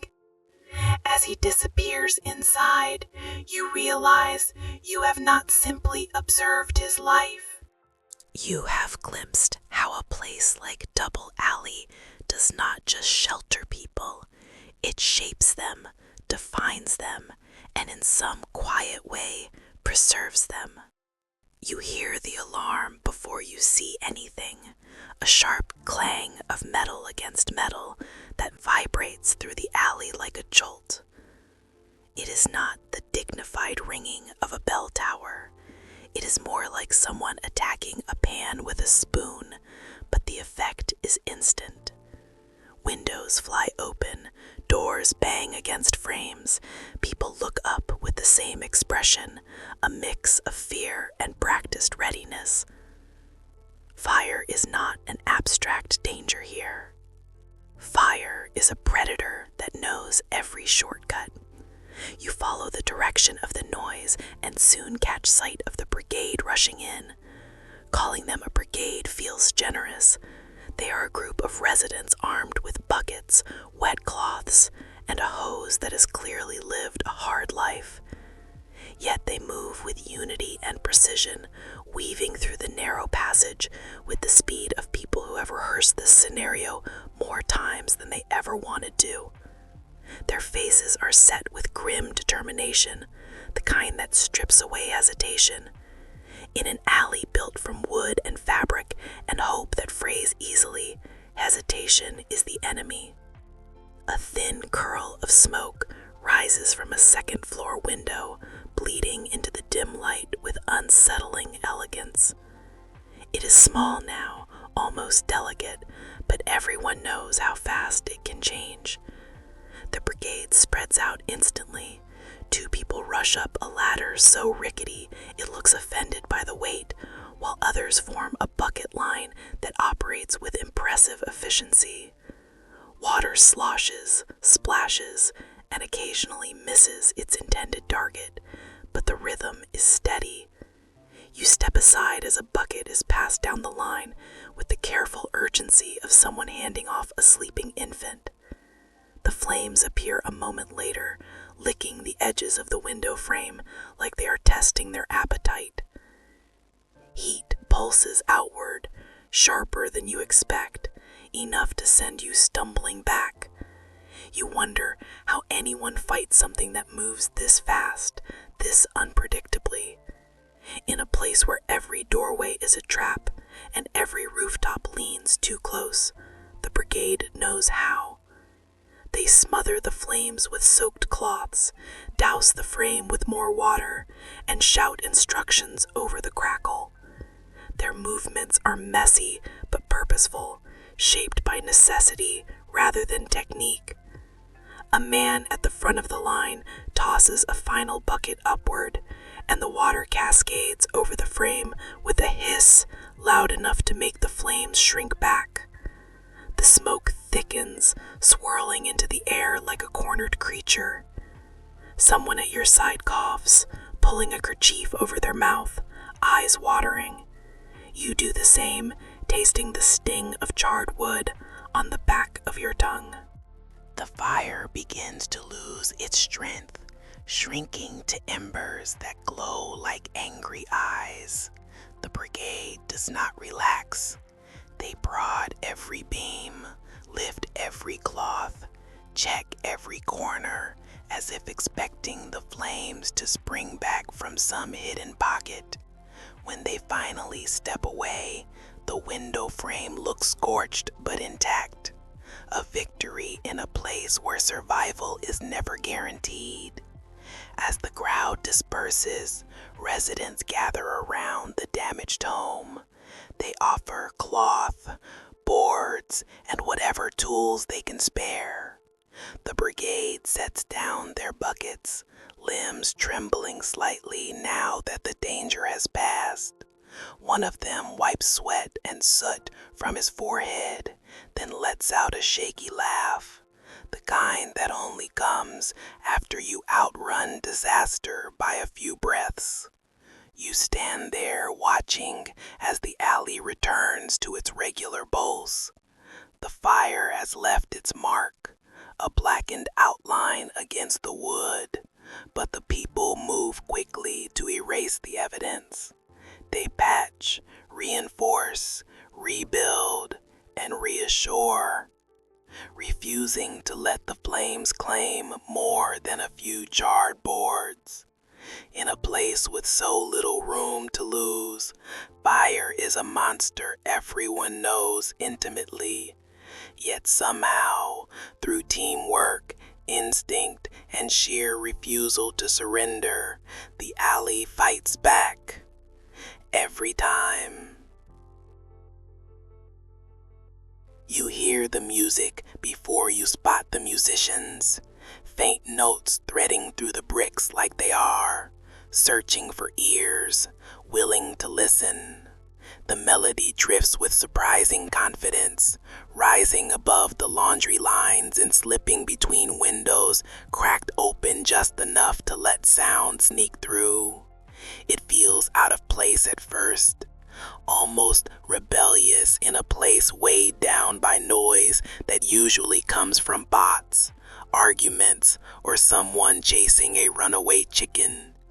Yet the music settles into the alley so naturally that you realize the place has been waiting for it. You follow the sound toward a cluster of crates where a man sits with a violin tucked under his chin. The instrument has seen better decades, its varnish cracked and faded, but the bow in his hand moves with the kind of tenderness that brings the wood back to life. The notes he draws out are warm and slightly raw, like emotion without polish. He closes his eyes as he plays, swaying gently with each phrase. A few people gather around him, some leaning against walls, others crouching on steps, each wearing an expression softened by memory or longing. Beside him, a young woman taps a small drum resting in her lap, her fingers moving with a rhythm that blends perfectly with the violin. The fire begins to lose its strength, shrinking to embers that glow like angry eyes. The brigade does not relax. They prod every beam, lift every cloth, check every corner, as if expecting the flames to spring back from some hidden pocket. When they finally step away, the window frame looks scorched but intact.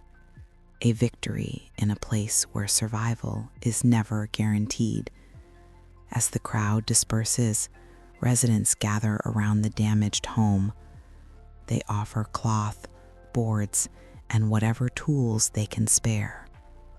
The brigade sets down their buckets, limbs trembling slightly now that the danger has passed. One of them wipes sweat and soot from his forehead, then lets out a shaky laugh, the kind that only comes after you outrun disaster by a few breaths. You stand there watching as the alley returns to its regular pulse. The fire has left its mark, a blackened outline against the wood, but the people move quickly to erase the evidence. They patch, reinforce, rebuild, and reassure, refusing to let the flames claim more than a few charred boards. In a place with so little room to lose, fire is a monster everyone knows intimately.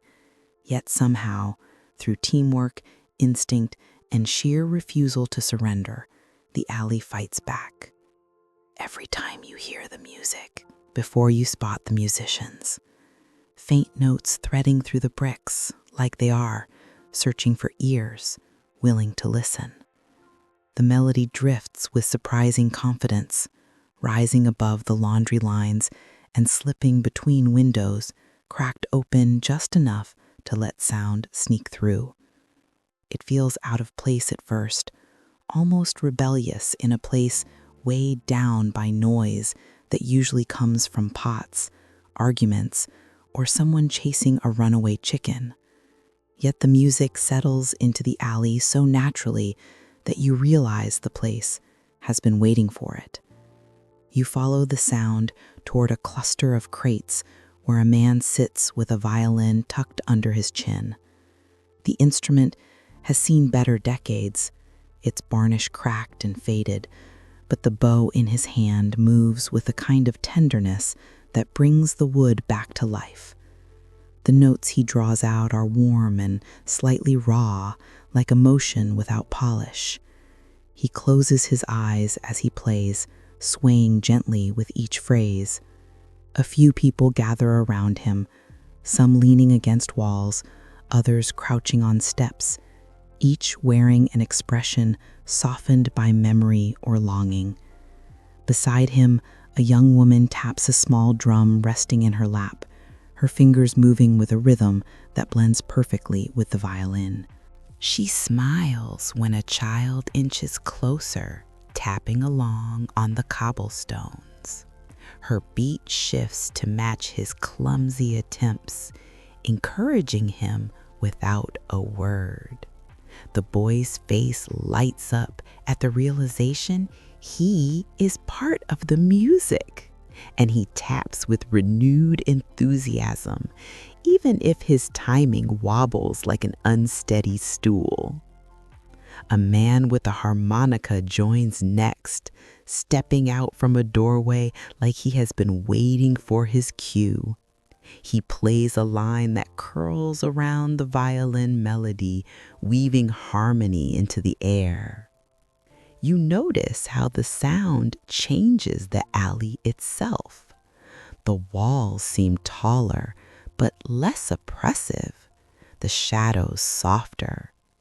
Even the cracked stones under your feet feel somehow warmer, as if the music has seeped into them. People begin to relax in ways you have not seen before. A woman who always sweeps her stoop with brisk, nonsensical strokes sits down for once, folding her hands in her lap as she listens. Two teenagers who had been arguing earlier now sit shoulder to shoulder, their expressions mellow as they lose themselves in the melody. An older man hums along, slightly off-key, but completely unbothered by it. Someone starts singing, a low voice carrying words in a language you do not recognize. The tune swells in response, and soon others join, adding layers of harmony that lift the alley out of its usual heaviness. The song is not polished, but it feels honest, shaped by hardship, yet filled with defiance. The kind of defiance that insists joy is still allowed, even in places built from struggle. The musicians shift into a faster tune, bright and mischievous. Children dance in the cramped space, their feet slapping the stones with unrestrained abandon. One twirls until he becomes dizzy and stumbles into a pile of laundry, which sets off a burst of laughter from everyone watching. Even the laundry seems to approve, swaying gently as though moved by the beat. You find yourself smiling without meaning to, caught up in the current of sound and laughter. The music does not erase the difficulties of this place. It does not hide the hunger, the danger, or the tightness of the walls, but it offers something rare, a moment where people breathe together. Where the alley feels less like a trap and more like a gathering place, shaped by shared humanity. When the final note hangs in the air, lingering just a breath longer than expected, the crowd exhales softly. Conversations start again, but with lighter voices. Faces look a little brighter. The musicians pack up their battered instruments with the quiet satisfaction of people who know they have done something important, even if it will never earn them fame or coins. As they drift back into the folds of the alley, the melodies they played linger in your mind. You realize that in a place where hardship clings to every shadow, music becomes a kind of rebellion, a reminder that beauty still has room to exist here, stubborn and shining, echoing through bricks that have heard too much sorrow and welcome every note. You sense the tension before you understand the cause. An uneasy ripple moving through the alley like a warning carried on breath instead of wind. People gather in small clusters, speaking in low voices, glancing toward a narrow doorway where the commotion grows louder. You inch closer until you see the landlord's men forcing their way inside, their boots too clean for this place, their expressions set with the indifference of people who do unpleasant tasks. So often they no longer register the humanity of those they affect.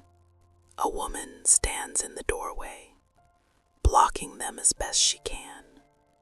Her shoulders are squared, her chin high, but you can see the tremor in her hands. Behind her, a young boy clings to her skirt, eyes wide, watching everything with a silence far too old for him. The men push forward, announcing that the rent is overdue. Again, that patience has limits, that rules are rules. Their voices echo off the walls, too loud, too sharp, like they are trying to drown out the sound of their own cruelty. Neighbors try to intervene, stepping forward with pleas, offers, even small coins pulled together in shaking palms. The men ignore them. They lift the family's belongings with brisk efficiency, tossing them into the alley as if clearing debris instead of uprooting a life. A thin mattress, a pot with a cracked handle, a faded blanket, a handful of books wrapped in twine.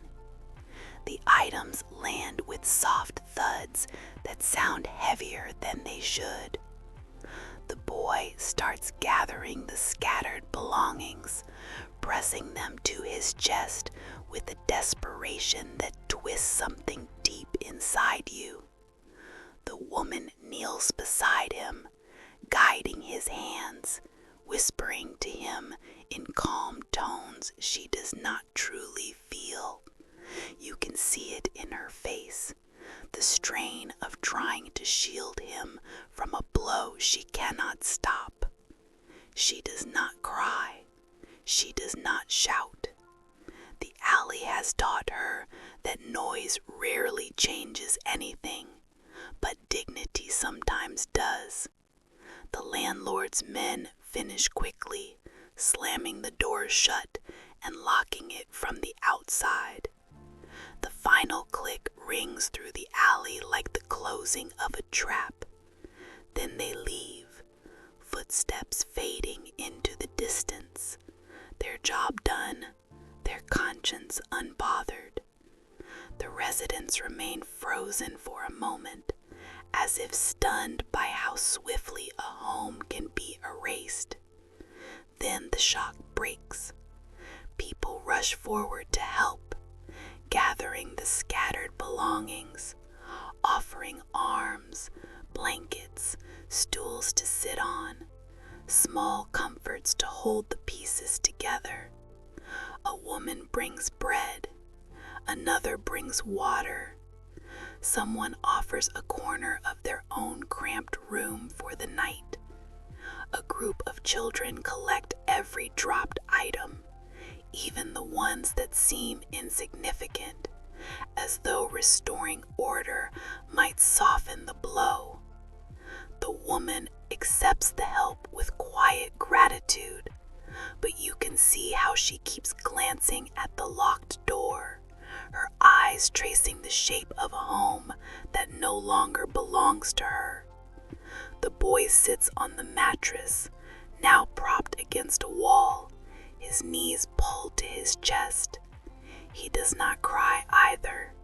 He simply watches the door with the stillness of someone learning too young how loss works. The alley shifts around them. Conversations hush. People move carefully, their faces carrying the weight of knowing it could be any of them next time. Homes here are fragile, held together by rope, hope, and landlords who count coins, but not people. As the woman gathers her things, preparing to follow the neighbor, offering shelter, you realize the eviction has done more than displace a family. It has cracked something beneath the alley's foundation, a reminder that even the strongest sense of community cannot always shield its residents from the harshness outside its walls. The shock waves linger in the air long after she disappears around the corner. You recognize them instantly, not because they dress differently, though they do, and not because they walk differently, though that is true too. What gives them away is the way they look at the alley. Their eyes are wide with curiosity, lingering on every crooked wall, every hanging line of laundry, every bottle that glistens with questionable ingredients.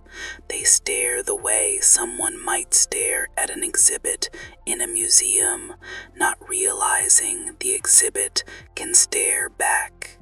They enter with the confidence of people who have never had to measure danger by the width of a passage or the angle of a stranger's posture.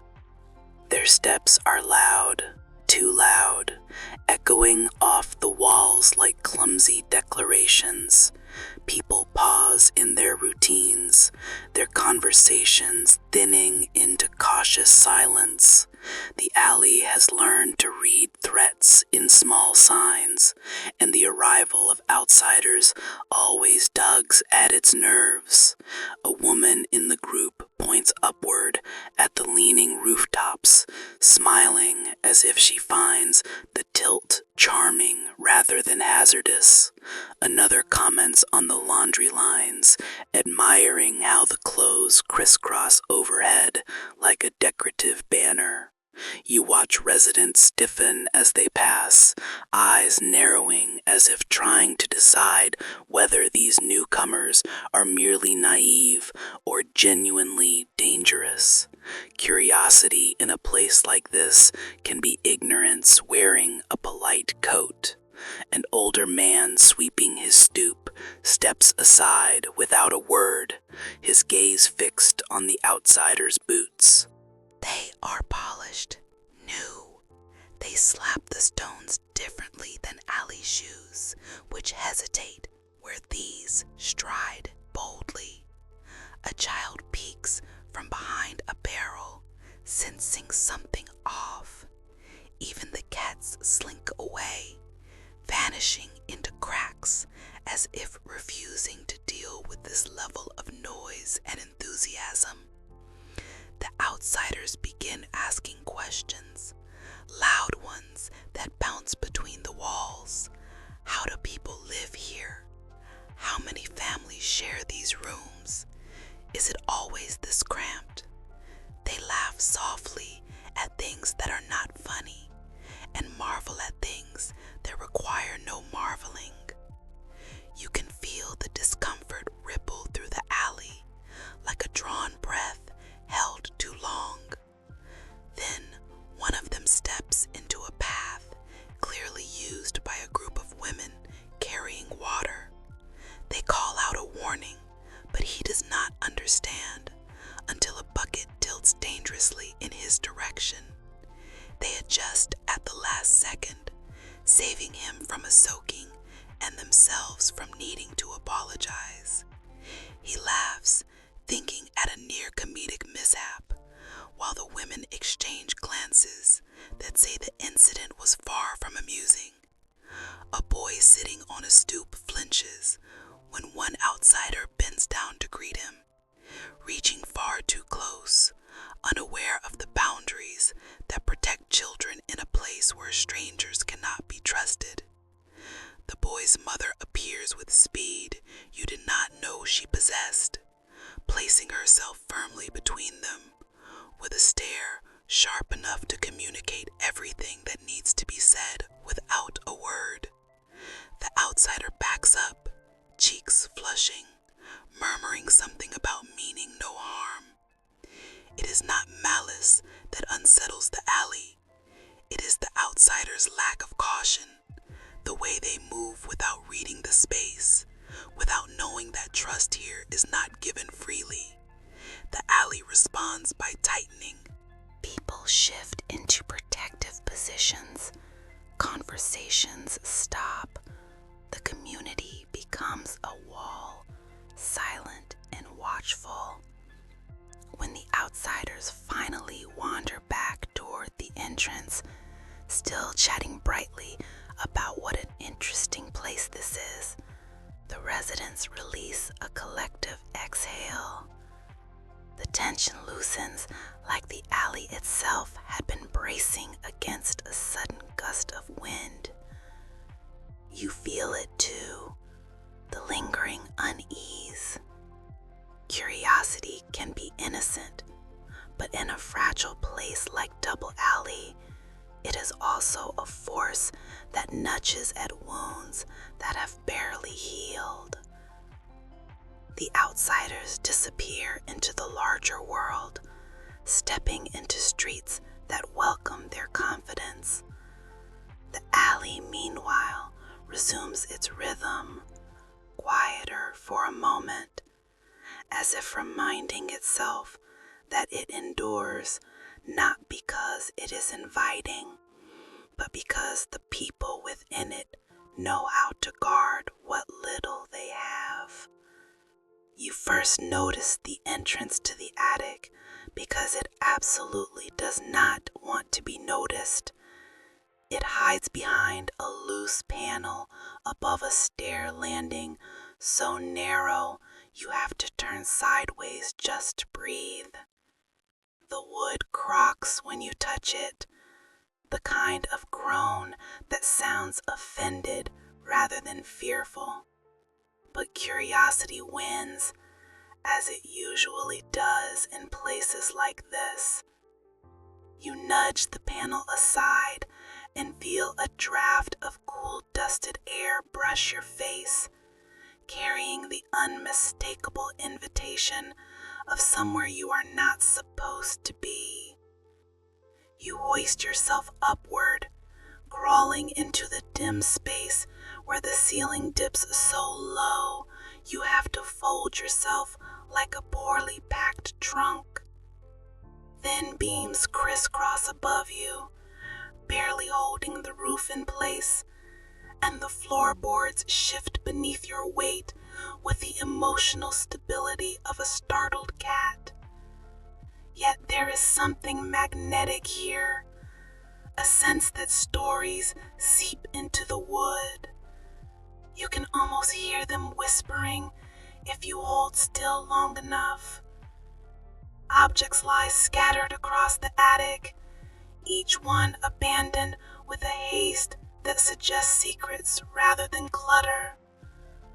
A child's wooden spinning top with one side burned, a letter sealed with wax, cracked by time.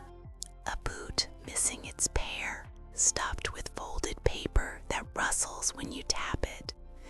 You pull the paper free and find only scribbled notes, times, dates, initials. Nothing that makes sense, but everything that hints at someone once watching someone else a little too closely. The crawl space opens into a narrow tunnel that feels like squeezing yourself into the throat of the building. Dust blankets everything, coating your clothes and clinging to your skin as you inch forward. The darkness is thick, but you can sense objects around you.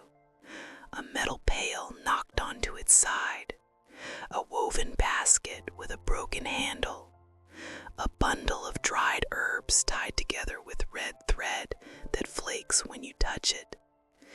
Each item feels like a question someone hid rather than answered. When you reach the end of the tunnel, you peer down through a gap in the boards and see a room below, lit only by a single flickering candle. No one is inside now, but the remnants of conversation cling to the air. You see the marks on the floor where people sat, the indentation of elbows worn into a desk, and a small tin box left open with nothing inside. Whatever secrets pass through here have already moved on.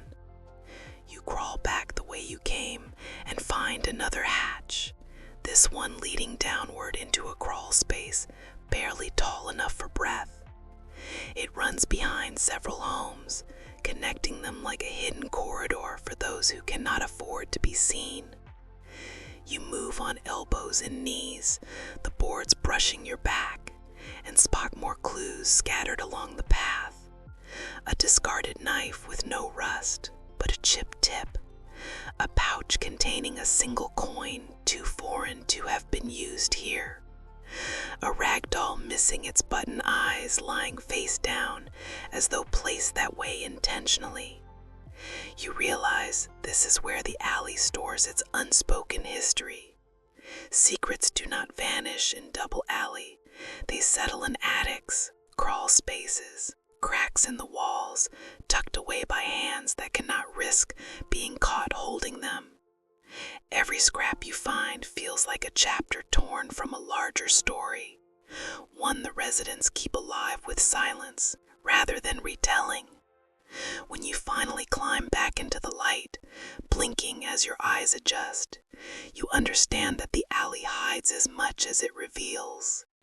What you saw were only fragments, hints of lives lived in the margins, pieces of truths too fragile or dangerous for daylight. And you have the strange feeling that the secrets you did not find far outnumber the ones you did. You notice the sickness before anyone names it, carried in the rasp of a cough that seems to echo a little too long between the narrow walls. At first, it is just one child coughing into a sleeve, then a grandmother clearing her throat with a harsh rattle, then a young man holding his stomach as if trying to steady something shifting inside him. In Double Alley, illness spreads the way whispers do, quietly at first, then all at once when no one is paying attention. You see how people react, not with panic, but with the weary readiness of those who have faced this threat many times before. A woman steps out of her room carrying a pot of boiled water and herbs, so bitter the steam alone stings your eyes. She hands out small cloths soaked in the mixture, instructing families to press them against their faces to ease breathing. She has no title, no training, but the alley treats her like a healer because she knows more than most and cares enough to try.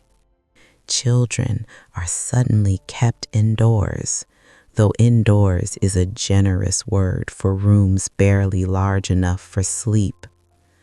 Curtains are pulled across windows that barely open. People walk differently, keeping their distance, carrying fear in the tightness of their shoulders. Even the usual chatter dims to a lower hum, as if everyone is trying not to disturb whatever invisible thing has started moving among them. Despite the fear, the alley rises to the challenge with a kind of stubborn unity. A man too poor to feed himself properly brings garlic cloves wrapped in cloth to his neighbors, insisting they boil them for protection. Another shares vinegar he has been saving for months, offering spoonfuls like a priceless remedy. Some swear by steam, others by prayers, and a few by aggressively scouring every surface with soap, even if it means using their last sliver. You watch families rearrange their cramped living spaces to isolate the sick, creating partitions out of worn sheets and spare boards. Privacy is impossible here, but effort is not. Every choice feels like both an act of hope and a gamble.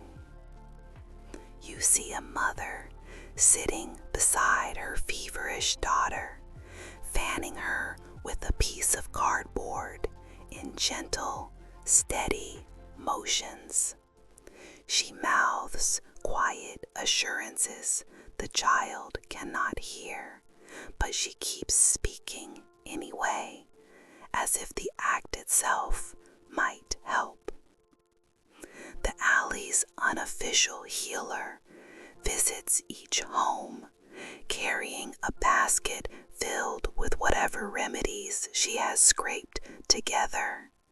Dried flowers tied into bundles, jars of honey thinned with water, tiny pouches of ground bark.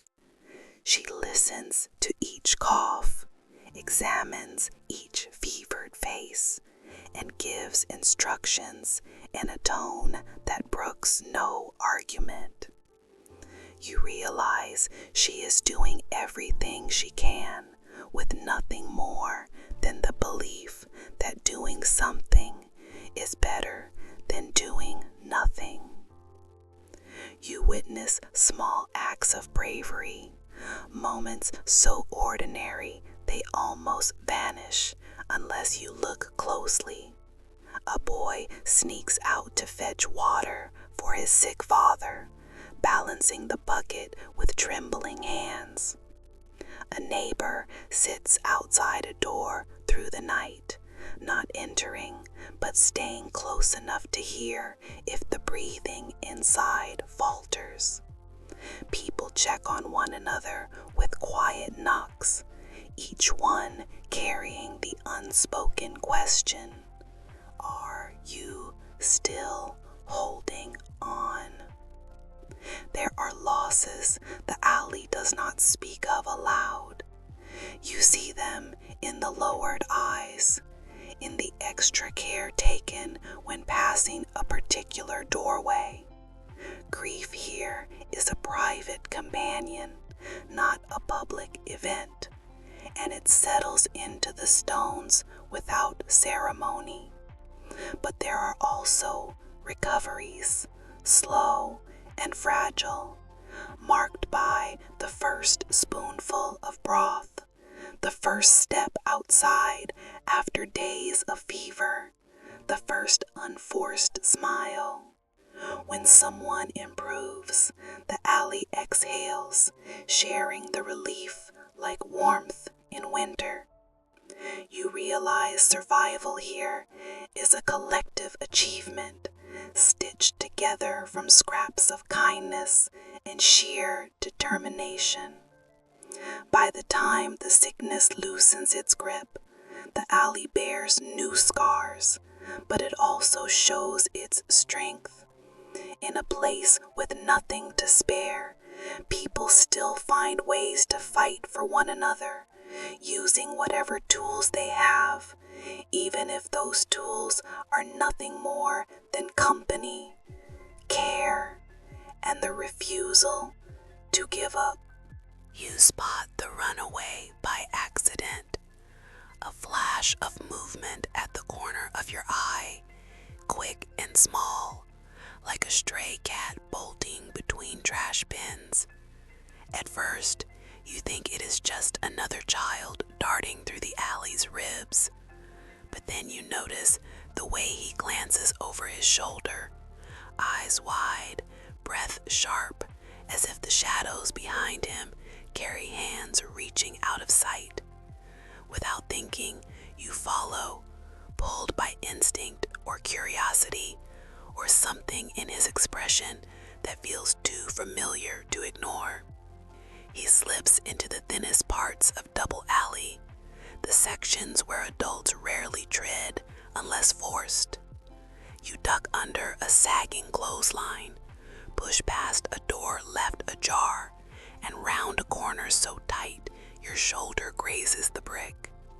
The runaway moves with surprising grace, feet barely touching the cobblestones, as if he has memorized every uneven crack.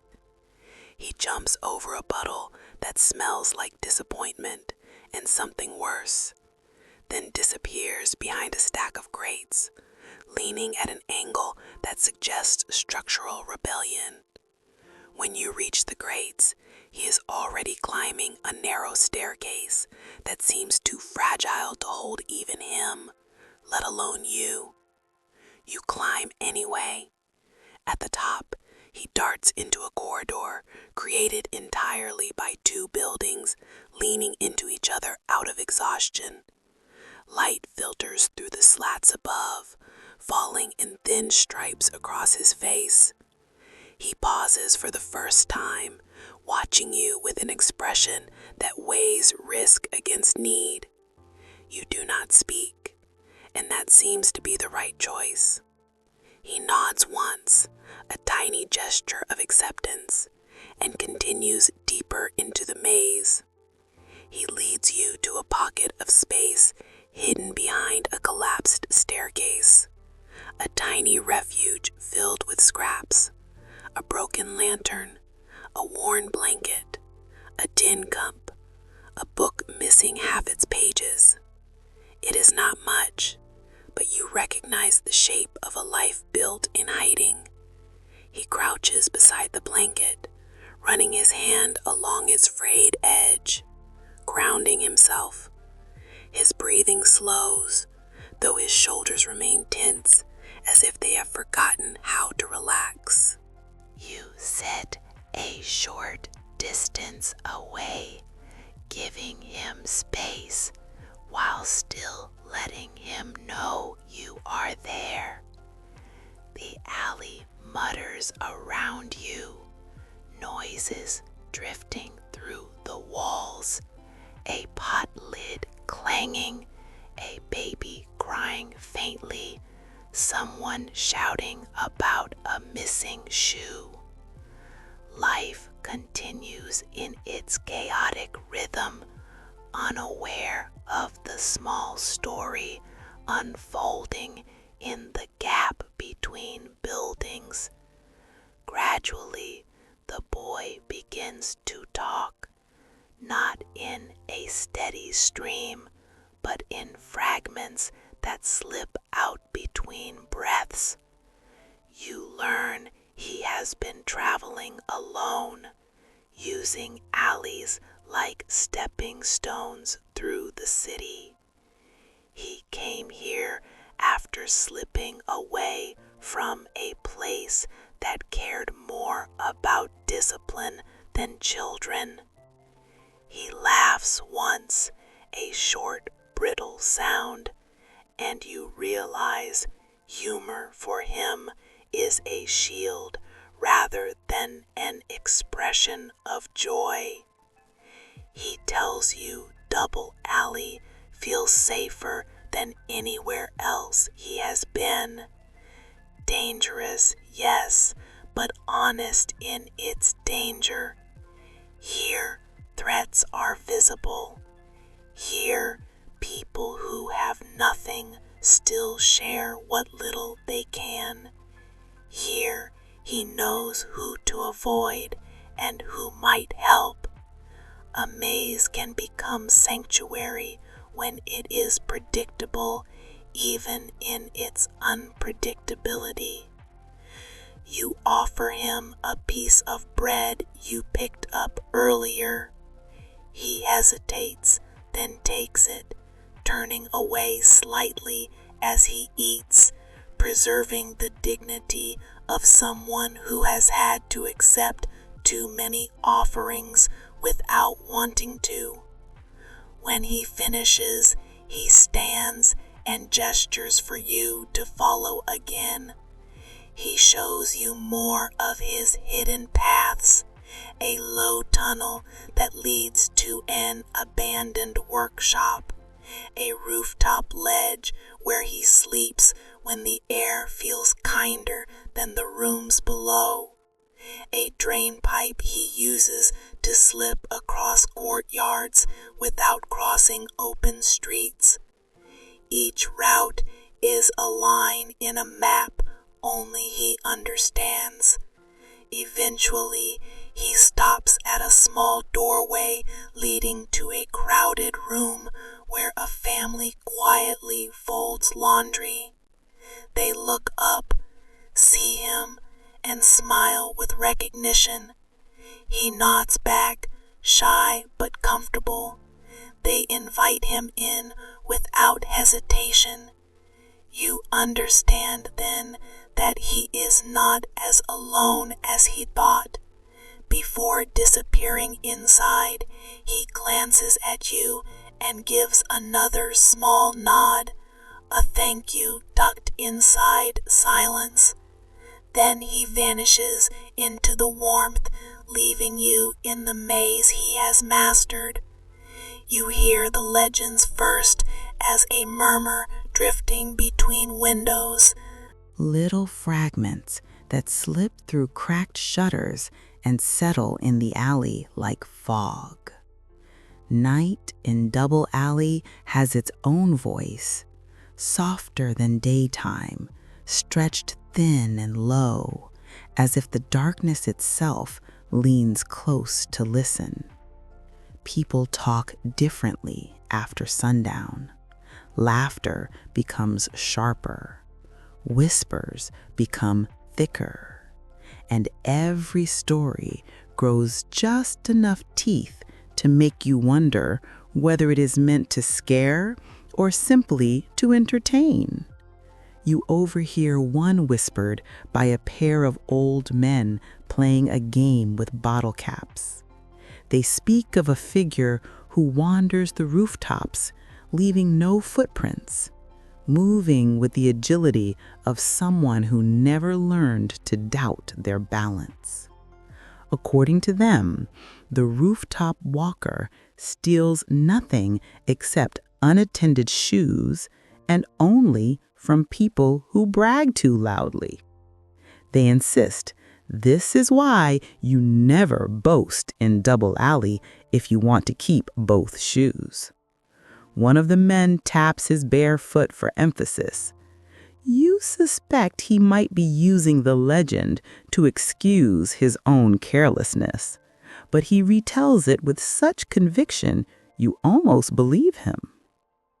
Further down, near a cellar door patched with so many boards it resembles a wooden quilt, a group of teenagers whisper about the lantern ghost, a figure said to appear only in the narrowest sections of the alley. They say it carries a flickering light that reveals everything you do not want to see, your flaws, your fears, the thing you keep denying. The ghost never harms you, they claim, but it forces you to meet yourself without excuses, which some people consider far worse. The teenagers laugh nervously, each pretending they would not run if they ever spotted such a glow in the dark. Their laughter sounds a little too bright to be real.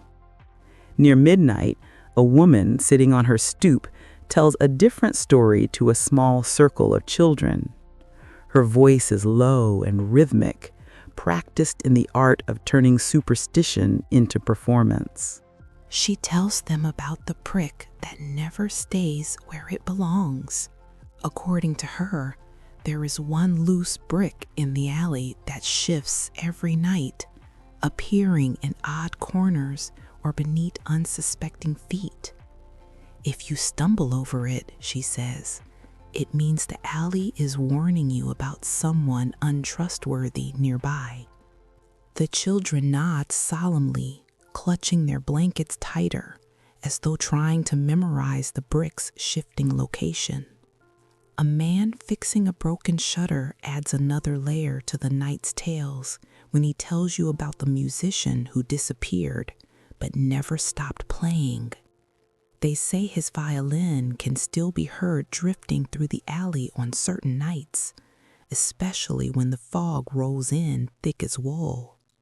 He claims that if you follow the sound too far, you will end up lost in a part of the alley that no longer exists, wandering through echoes of places torn down long ago.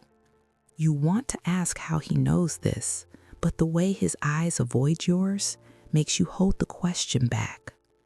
Each story is delivered with the same tone, a mixture of humor, caution, and just enough seriousness to make you wonder.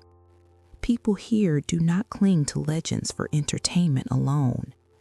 They use them to explain the parts of life too complicated for plain truth. The stories soothe children, warn newcomers, and give the residents a way to talk about their fears without naming them directly. As you listen to each tale drift through the darkness, you understand that the legends do more than haunt the alley. They bind it. They stitch the people together with shared superstition, shared laughter, and shared unease. And in a place where reality can be harsh, the stories become a softer way of describing the things everyone already knows in their bones. By the time you settle into a quiet corner, the whispering fades and the night deepens. You can almost imagine the rooftop walker overhead, or the lantern ghost rounding a distant bend, or a violin note swirling through the shadows. The alley feels alive with possibilities, half joke and half warning, exactly as the residents intended. The storm arrives without warning, as if the sky got tired of holding itself together and decided to drop everything at once. One moment the air hangs heavy and motionless, thick enough to chew on, and the next it cracks open with a rumble that rolls through your bones. Rain falls in sheets so dense you cannot see the far end of the alley, only the shimmering blur of movement as water claims every surface it can reach. You feel the first icy splash against your neck, and then another, and then 100 more as the downpour intensifies. Within seconds, the ground beneath your feet transforms from solid cobblestone to a rushing stream. Water flows with surprising force, gathering speed as it barrels down the narrow slope of Double Alley. You take a cautious step, and the current nudges your ankle like an overeager dog testing its strength. The alley has become a river, and you are standing in the middle of its impatient path. People scramble into doorways and under patched awnings, dragging buckets and crates to safety. Laundry that had been hanging overhead begins to drip wildly, some of it twisting loose and flapping away like surrendered flags. A man curses as a shirt escapes his grasp and disappears downstream, spinning like a leaf caught in a whirlpool. A woman across the way shouts that she never liked that shirt anyway, and her voice barely carries over the roar of the water. The storm reveals every weakness the alley has tried to hide. Leaks burst through patched roofs, creating cascades inside homes that were already cramped enough without indoor rainfall. Wooden steps become slick death traps, and people climb them with a mix of caution and determination, muttering prayers under their breath. You watch a pair of children attempt to rescue a basket floating by, only to be scolded fiercely by their mother, who snatches them inside before the water can sweep all three away. You brace yourself against a wall as the current rises past your ankles. The stones are cold beneath your fingertips, trembling faintly from the force of the rushing water. A barrel breaks loose nearby and barrels toward you with far too much enthusiasm. You dodge just in time, pressing yourself flat against the wall as it thunders past. The storm has transformed everyday objects into hazards, each one bobbing or rolling with unpredictable menace. Despite the chaos, the alley's residents adapt quickly, moving with the practiced efficiency of people who have weathered far too many storms. Someone tosses out a long plank to serve as a makeshift bridge between doorways. Another ties ropes across the narrowest section, giving people something to hold as they cross. A man stands in waist-deep water, guiding others to safety with loud instructions and a confidence that suggests he once dreamed of being a captain, though perhaps not of this particular ship. You notice a child peeking out from a window above, eyes wide with awe rather than fear. The storm has turned the alley into something wild and alive, and for a moment the child seems delighted by the transformation. Lightning flashes, illuminating the scene in a stark white glow, and the child gasps, ducking back inside. The thunder follows like a scolding parent. As the minutes crawl by, the intensity of the rain begins to ease. The river slows from a furious rush to a determined crawl. People step out cautiously, checking the damage, retrieving objects that survived the impromptu voyage.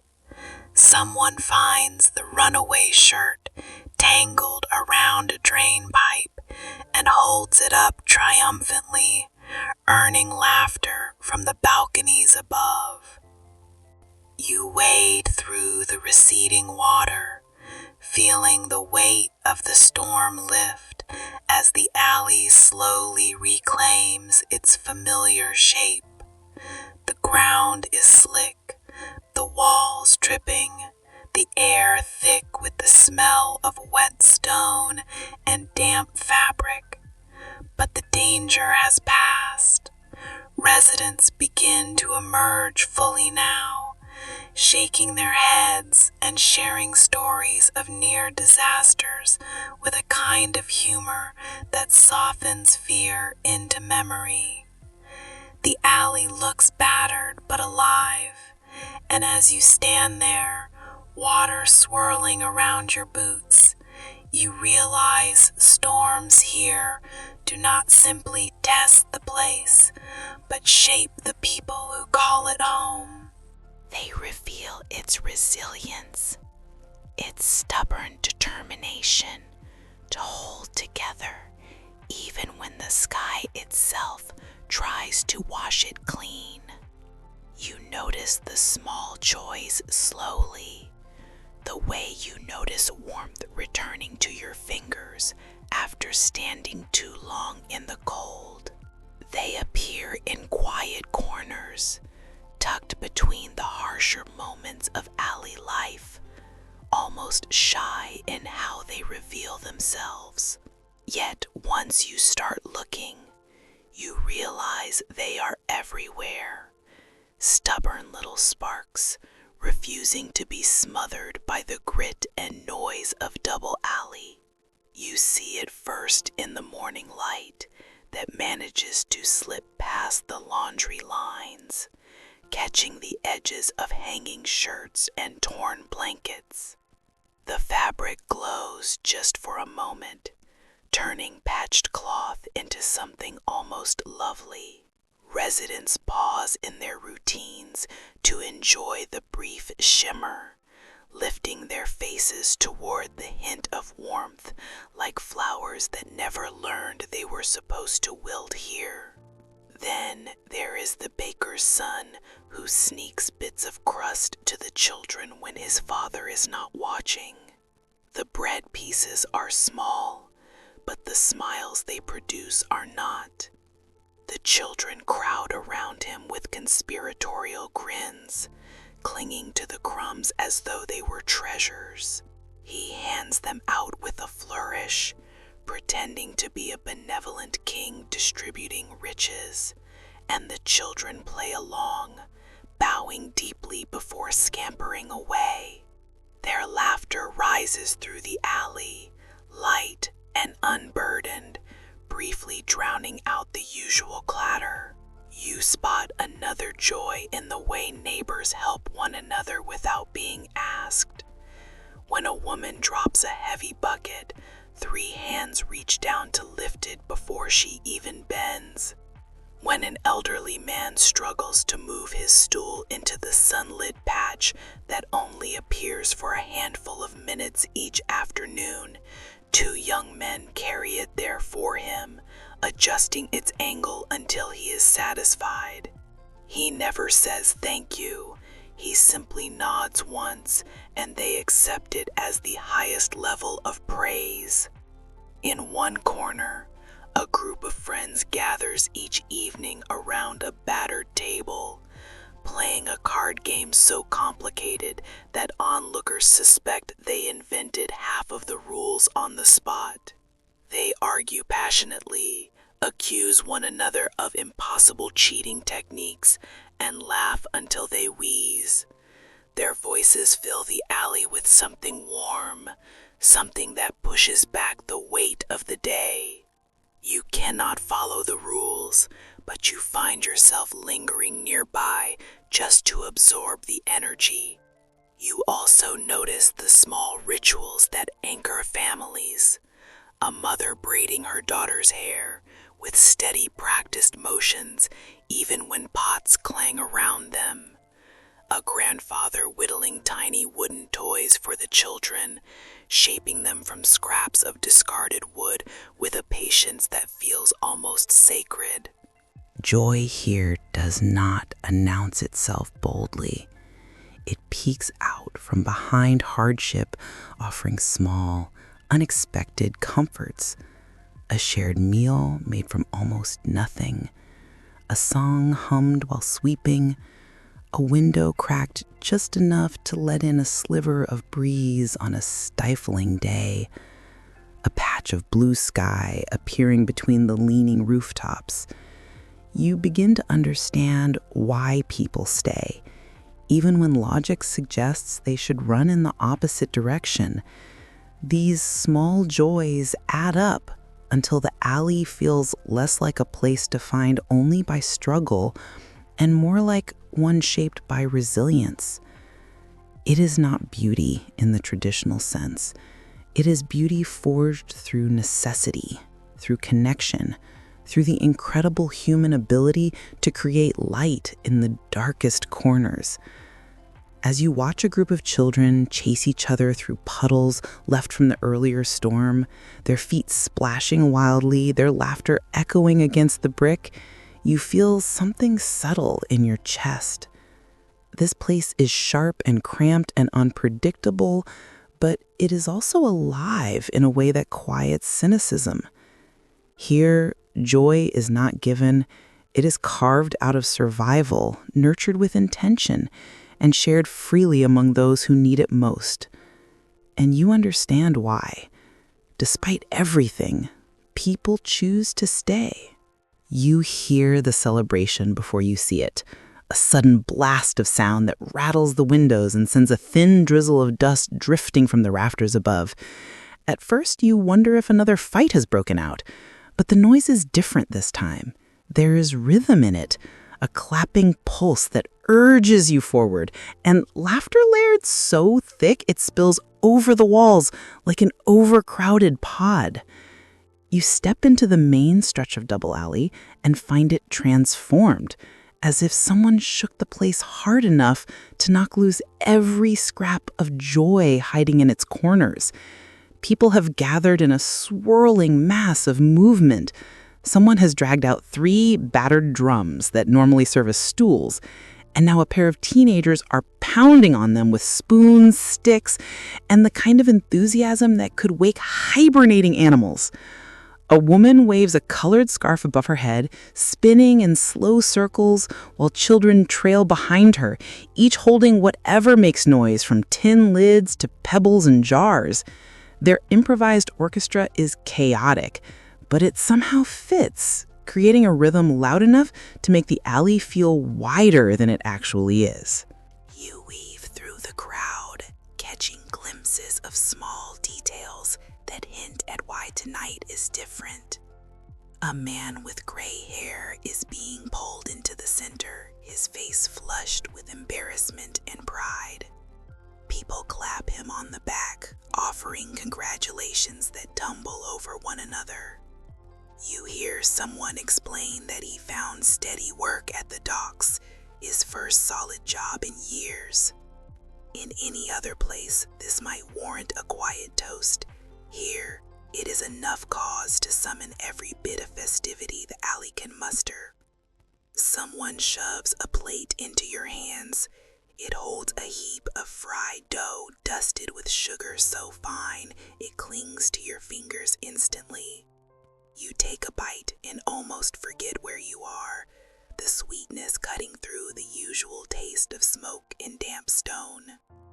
A young girl passing by flashes you a proud grin, and you realize she is probably the one who made it, or at least helped.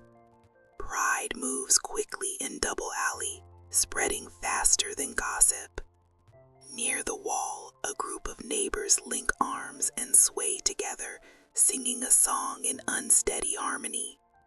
The lyrics shift between languages, stitched together like every other part of the alley, but the melody carries the same warm current no matter who joins in.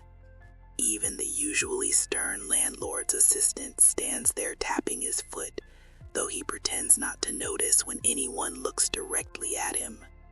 As the music grows louder, someone lights a string of tiny lanterns and hangs them between two leaning rooftops. The glow they cast is faint but golden, turning the cracked stones below into a stage. The air smells of fried food, spilled beer, and a little smoke drifting from a fire someone probably should not have built in a middle bucket, but the mixture is oddly comforting, like breathing in a memory you never knew you had. The man at the center finally gives in to the pressure around him and begins to dance. His steps are clumsy, joyful, entirely unself-conscious. The crowd cheers as if he were performing on a grand stage, not on cobblestones, slick with the remnants of the afternoon rain. Children dart through the legs of the adults, shrieking with excitement, and someone starts drumming faster, daring the dancers to keep up. For a moment, you stop moving and simply take it all in. The lights, the laughter, the messy joy overflowing from people who usually carry so much weight on their shoulders. This is not a celebration born of luxury. It is born of relief, of survival, of the rare chance to feel something lift rather than press down. And as the alley sways and sings and shakes dust from its rafters, you understand that moments like this are not just rare, they are essential. Here, joy is something fought for, preserved, and shared with absolute generosity, because everyone knows how fragile it can be. You start to notice the influence long before you see any faces. It hides in the corners of conversations, in the way people pause before speaking a certain name, in the tightness that creeps into shoulders when footsteps echo from the main street. Corruption here is not a rumor. It is a presence, steady and invisible, like dampness that seeps into the bricks, no matter how often the walls are scrubbed. You see its fingerprints first in the rents. The numbers never appear written anywhere, yet somehow they rise and fall with the seasons, always in favor of the men who collect them. Residents line up at the start of each month, palms already sweaty, clutching coins wrapped in scraps of cloth. No one argues about the amounts, not because they agree with them, but because arguing guarantees trouble. And trouble here is efficient, delivered with a smile that does not reach the eyes of the man who keeps the ledgers. The collectors do not bother to hide their entitlement. They stroll into Double Alley as if inspecting property they do not want to be seen touching. They carry themselves with a confidence too clean for a place where most people tiptoe out of habit. When they speak, they soften their voices into something polite, even warm, the kind of warmth a snake might use to lull anything nervous enough to flee. They look at the residents with faint amusement, as though Humanity itself is a theater they have grown bored of watching. You follow one of these men as he makes his rounds, a polished boot tapping lightly on the uneven stones. People fade into doorways at his approach, shrinking in size, in presence, in breath. He asks no questions. He does not need to. The alley answers for them in frightened silence. Coins clink into his pouch in steady rhythm, each one a reminder of how tightly the alley is bound to those who live outside it. Behind him walks another man carrying a small notebook. He writes nothing. He only pretends to. The charade gives the impression of order, of documentation, of fairness.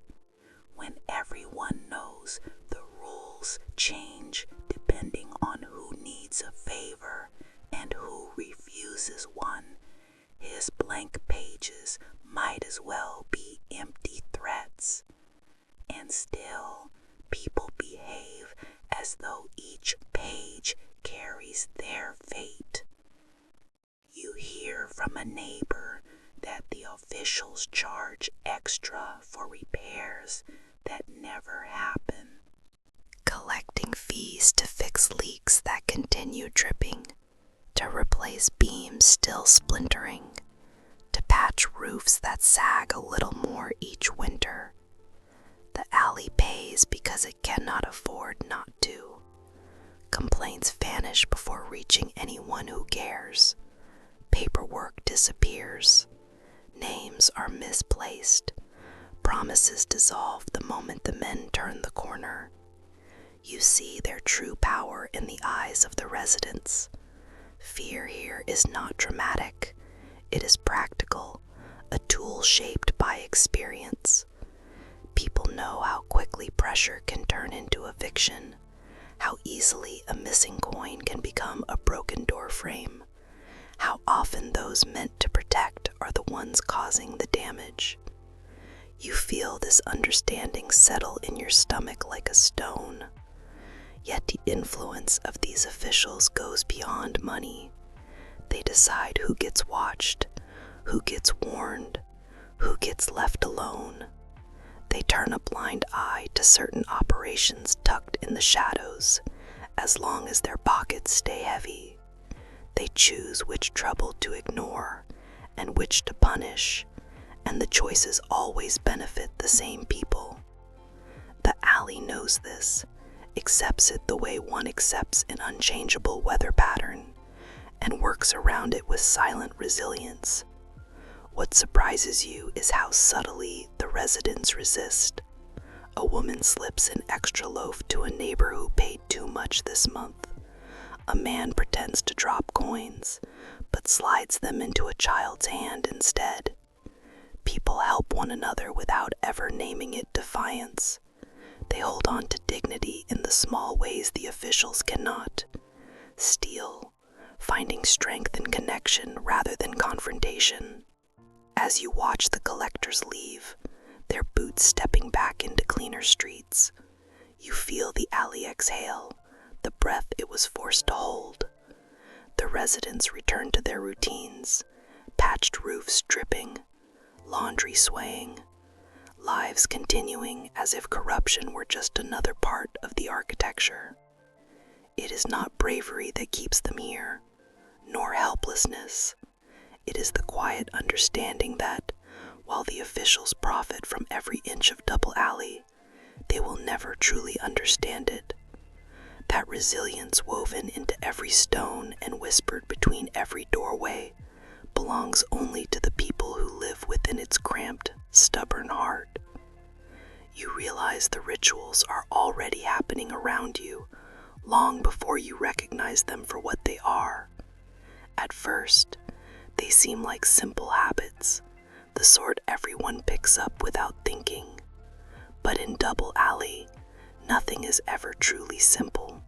Each motion, each routine, each choice has been shaped by necessity, hammered into muscle memory by the tightness of life. Here, survival is not an event, it is a rhythm. You notice it in the way people step outside each morning with a split second of stillness, as if taking the alley's temperature. They check the sky for weather, the ground for puddles, the corners for trouble. They listen, too, because sound is often the first warning. A quiet alley can mean peace, or it can mean something waiting. The residents read the silence the way scholars read texts, scanning for meaning hidden between the lines. You see a woman inspect her bucket before walking to fetch water, testing the handle for cracks with a flick of her thumb. She has done this so many times, she does not look down at all. Her fingers know the story of the metal better than her eyes. A man pauses before climbing a staircase that barely deserves the name, testing each step with the toe of his boot, ready to shift his balance if the wood decides today is the day it gives up. He carries himself like someone who has fallen enough times to understand gravity. Children emerge from doorways in small bursts, darting into the alley with the agility of lifelong acrobats. They know which stones wobble, which walls crumble, which puddles hide suspicious depths. Their morning ritual is a kind of dance, weaving between hazards, racing toward scraps of sunlight that peek between rooftops. They scream and laugh, their joy so loud it almost masks the sharp awareness in their movements. They play, but they play like survivors. Vendors set up their makeshift stalls with the precision of seasoned engineers. A man selling potatoes arranges them in a pyramid that somehow stays upright despite the uneven ground. A woman offering dried fish hangs her goods high enough to avoid stray cats, but low enough for customers to sniff suspiciously before buying. Coins exchange hands in quick motions, always counted twice, sometimes thrice, as if mistrust itself has become part of the commerce. By midday, the heat squeezes into the alley like an unwelcome guest, and the rituals shift. People retreat to shaded corners, conserving energy the way others conserve money. Someone fans a fire grate to keep the smoke thin enough not to choke the neighbors. Someone else pours water along the dustiest stretch of ground to keep it from rising in clouds. These are not acts of courtesy alone. They are survival tactics disguised as kindness.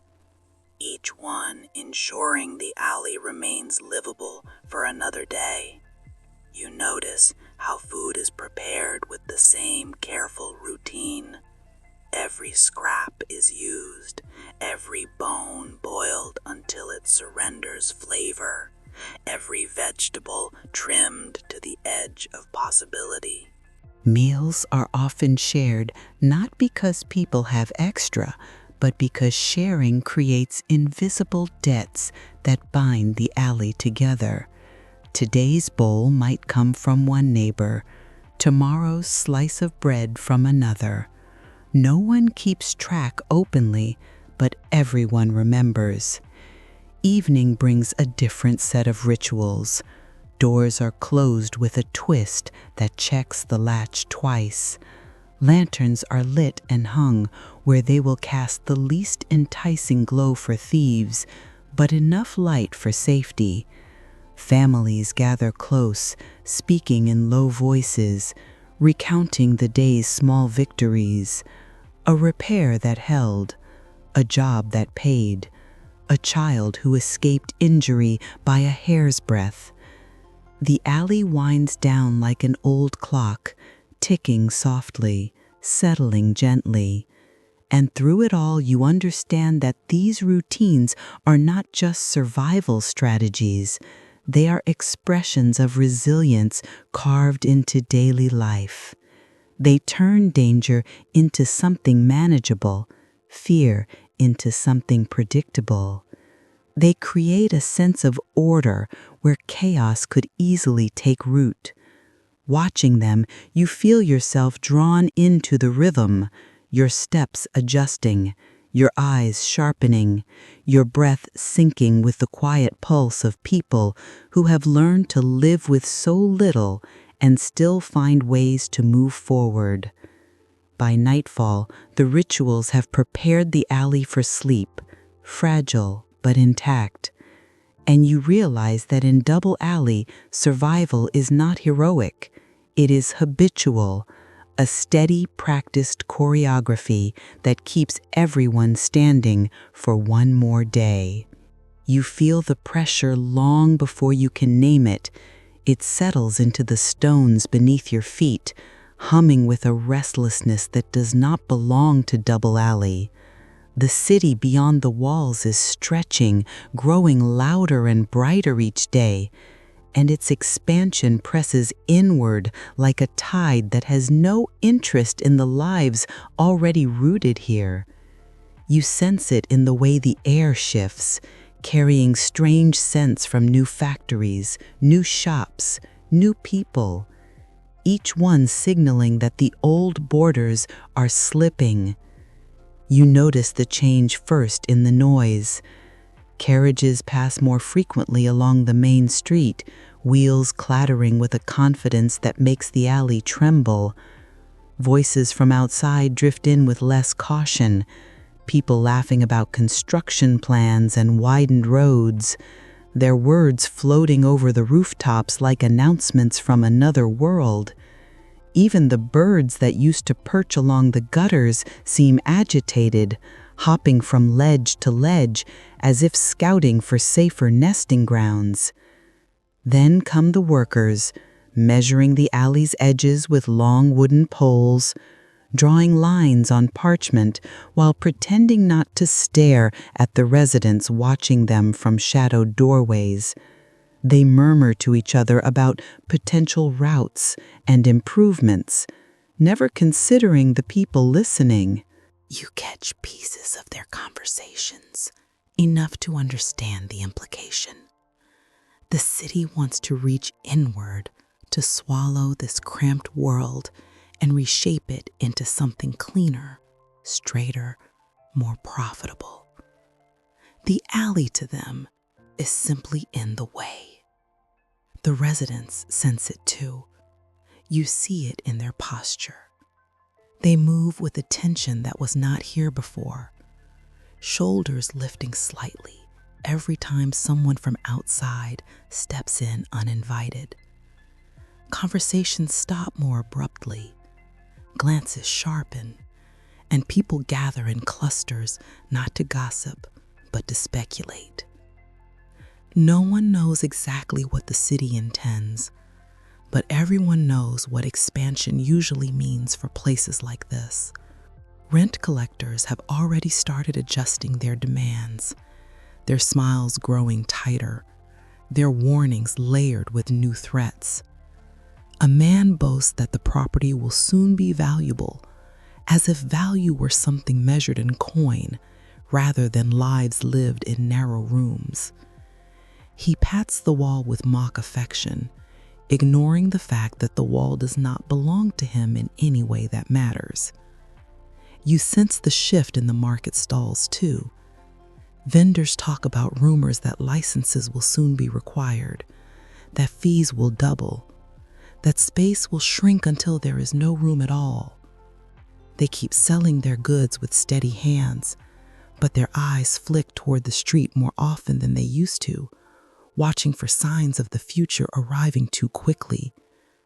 A child asks her mother what will happen to their home if the city decides to build something new here. The mother hesitates for a moment, just a heartbeat, before giving the kind of reassuring answer that sounds too smooth to be honest. You see the way she squeezes her daughter's hand afterward, as if trying to convince herself as well. Even the alley itself seems to sense the coming shift. Cracks in the walls look deeper in the changing light, and the stones carry the faint vibrations of construction happening somewhere just beyond reach. The familiar rhythm of the place feels disrupted, replaced by a nervous tapping, as though the alley's heartbeat has begun to skip. Yet amid the tension, you also see a quiet defiance forming. People talk in whispers about ways to protect what they have. A man repairs his doorway, even though demolition might be looming. A woman plants herbs in a small pot on her windowsill, insisting that life continues until it no longer can. Children still run through the alley, shouting with the same wild joy as always, unaware of how fragile their playground has become. You realize the pressure of change is not just external. It pushes inward, forcing people to reckon with the possibility that the world they built in this tight, stubborn space might soon be threatened by forces far larger than any of them. The alley holds its breath, balancing between what has been and what might come, waiting to see which direction the city will push next. You feel the determination building long before you notice any outward sign of it. It moves through Double Alley the way warmth slowly spreads through a room after someone lights a stove. Soft at first, then unmistakable. The pressure from the outside world continues to squeeze in, but instead of folding, the alley stiffens. It is like watching a narrow street square its shoulders. You see it in the way residents talk to one another, voices quieter but sharper, threaded with a resolve that feels older than any of them. People gather in doorways and stairwells, not to lament the future, but to plan around it. A carpenter mends a railing, even though everyone knows inspectors might soon claim the building is unsafe. She hammers each nail with the intensity of someone daring the world to say her work does not matter. Nearby, a tailor patches a jacket with extra care, stitching in a pattern she says her grandmother used, insisting that traditions remain even when walls do not. Children adapt too. They run through the alley with the same quick feet, but with new awareness, calling warnings to each other when strangers enter, moving in synchronized patterns as if the alley itself taught them how to flow around danger. They treat every new surveyor like an unwanted guest at a crowded dinner table, slipping past them with pointed politeness that borders on theatrical. You cannot help but notice how the children's eyes gleam with something fiercely protective. The gossip network becomes more efficient than ever. Whispers pass from window to window with astonishing speed, carrying news of officials, landlords, and unfamiliar faces who might pose a threat. That old woman with the boiling cabbage becomes a commander of information, stirring her pot with one hand while sending coded messages with the other. If a stranger blinks too slowly, she will know their life story before the spoon hits the bottom of the pot.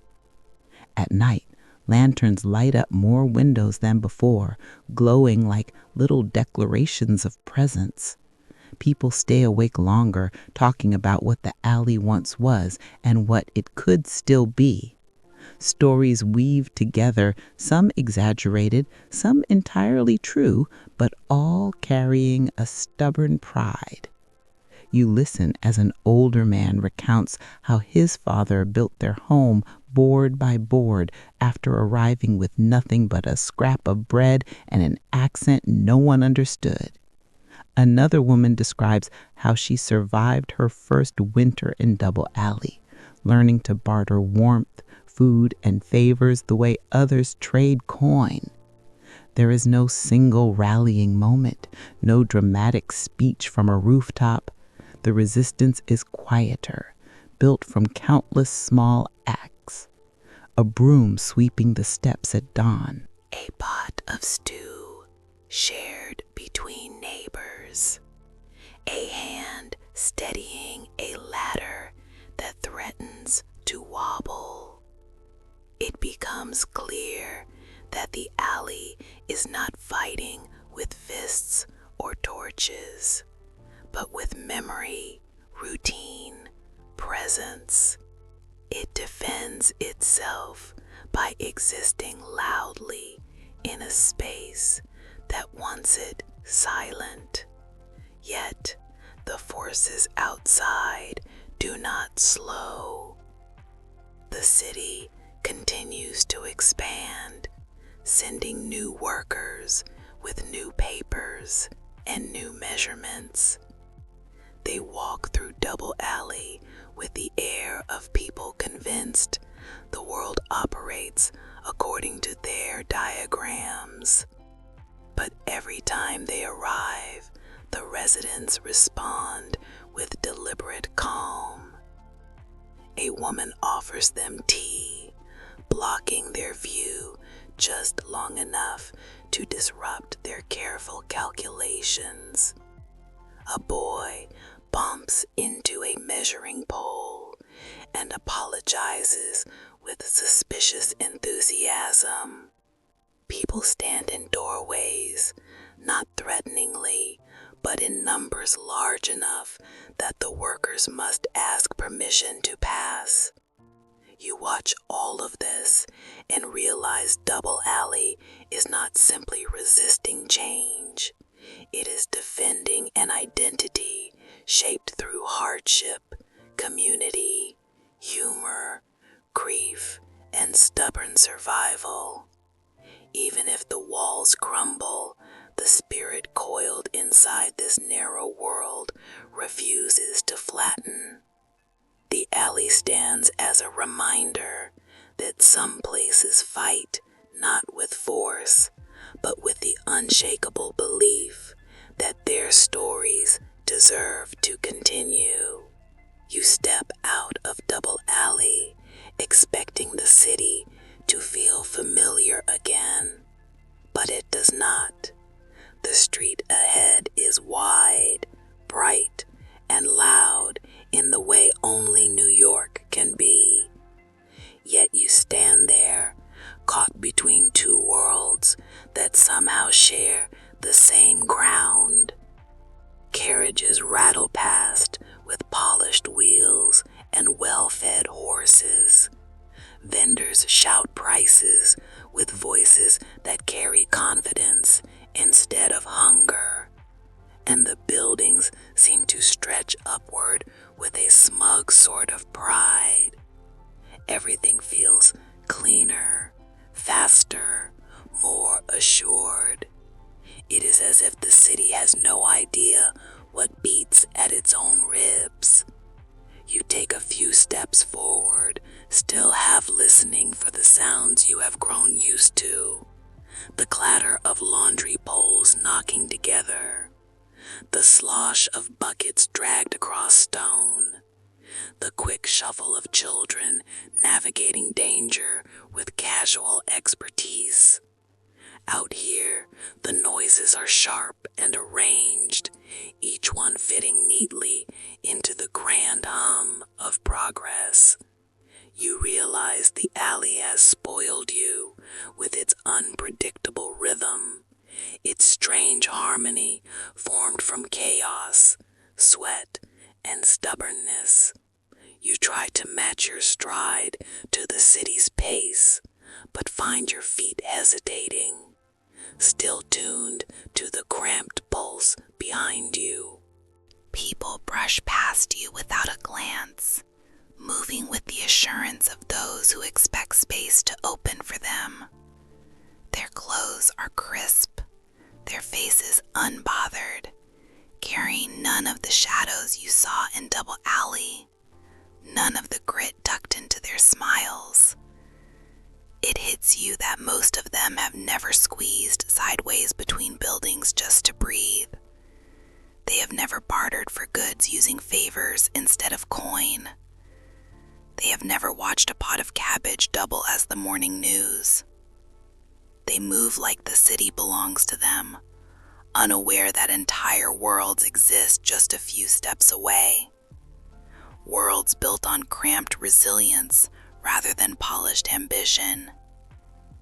You pause at a crossroads where the street splits, one way leading deeper into the polished city, and the other winding back toward the hidden cracks where people survive through sheer will. You watch the flow of strangers and feel the strange dissonance of carrying something they cannot see. The alley has sharpened your senses, taught you to notice the quiet negotiations behind every gesture, the quick assessments people make to gauge safety, the unspoken alliances formed by those who rely on each other because no one else will. The smells out here are different too. Fresh bread, hot tar, roasted peanuts from a cart, all pleasant enough, yet they lack the dense truth of the alley sense. In Double Alley, the air carried stories in every waft, even the foul ones. A pot boiling meant someone was trying to stretch a meal. Smoke curling from a window signaled someone fixing something that broke for the third time that week. Out here, scents feel like decoration rather than communication. You realize the alley did something to your understanding of the city. It peeled away the grand illusion, revealing the machinery that makes places like this function. It showed you the city's bones, not the glossy skin it likes to show outsiders. New York feels bigger now, and smaller at the same time. Enormous in ambition, yet held together by hidden pockets of humanity no map will ever mark. As you continue walking, the sounds of Double Alley linger in your mind, threading themselves between the city's sharper notes. You carry them with an unexpected sense of responsibility, as though simply knowing that place exists connects you to it long after you leave. The alley changed you, not with dramatic lessons or sweeping revelations, but through the quiet insistence of its daily survival. It taught you that the city is not one world, but countless ones layered together. Each narrow space holding stories just as powerful as the grand avenues. You walk on, but you keep glancing back, aware that somewhere behind the brick and noise, Double Alley continues, breathing in its tight, rhythmic way, unchanged by your leaving, yet somehow shaping the way you see everything ahead.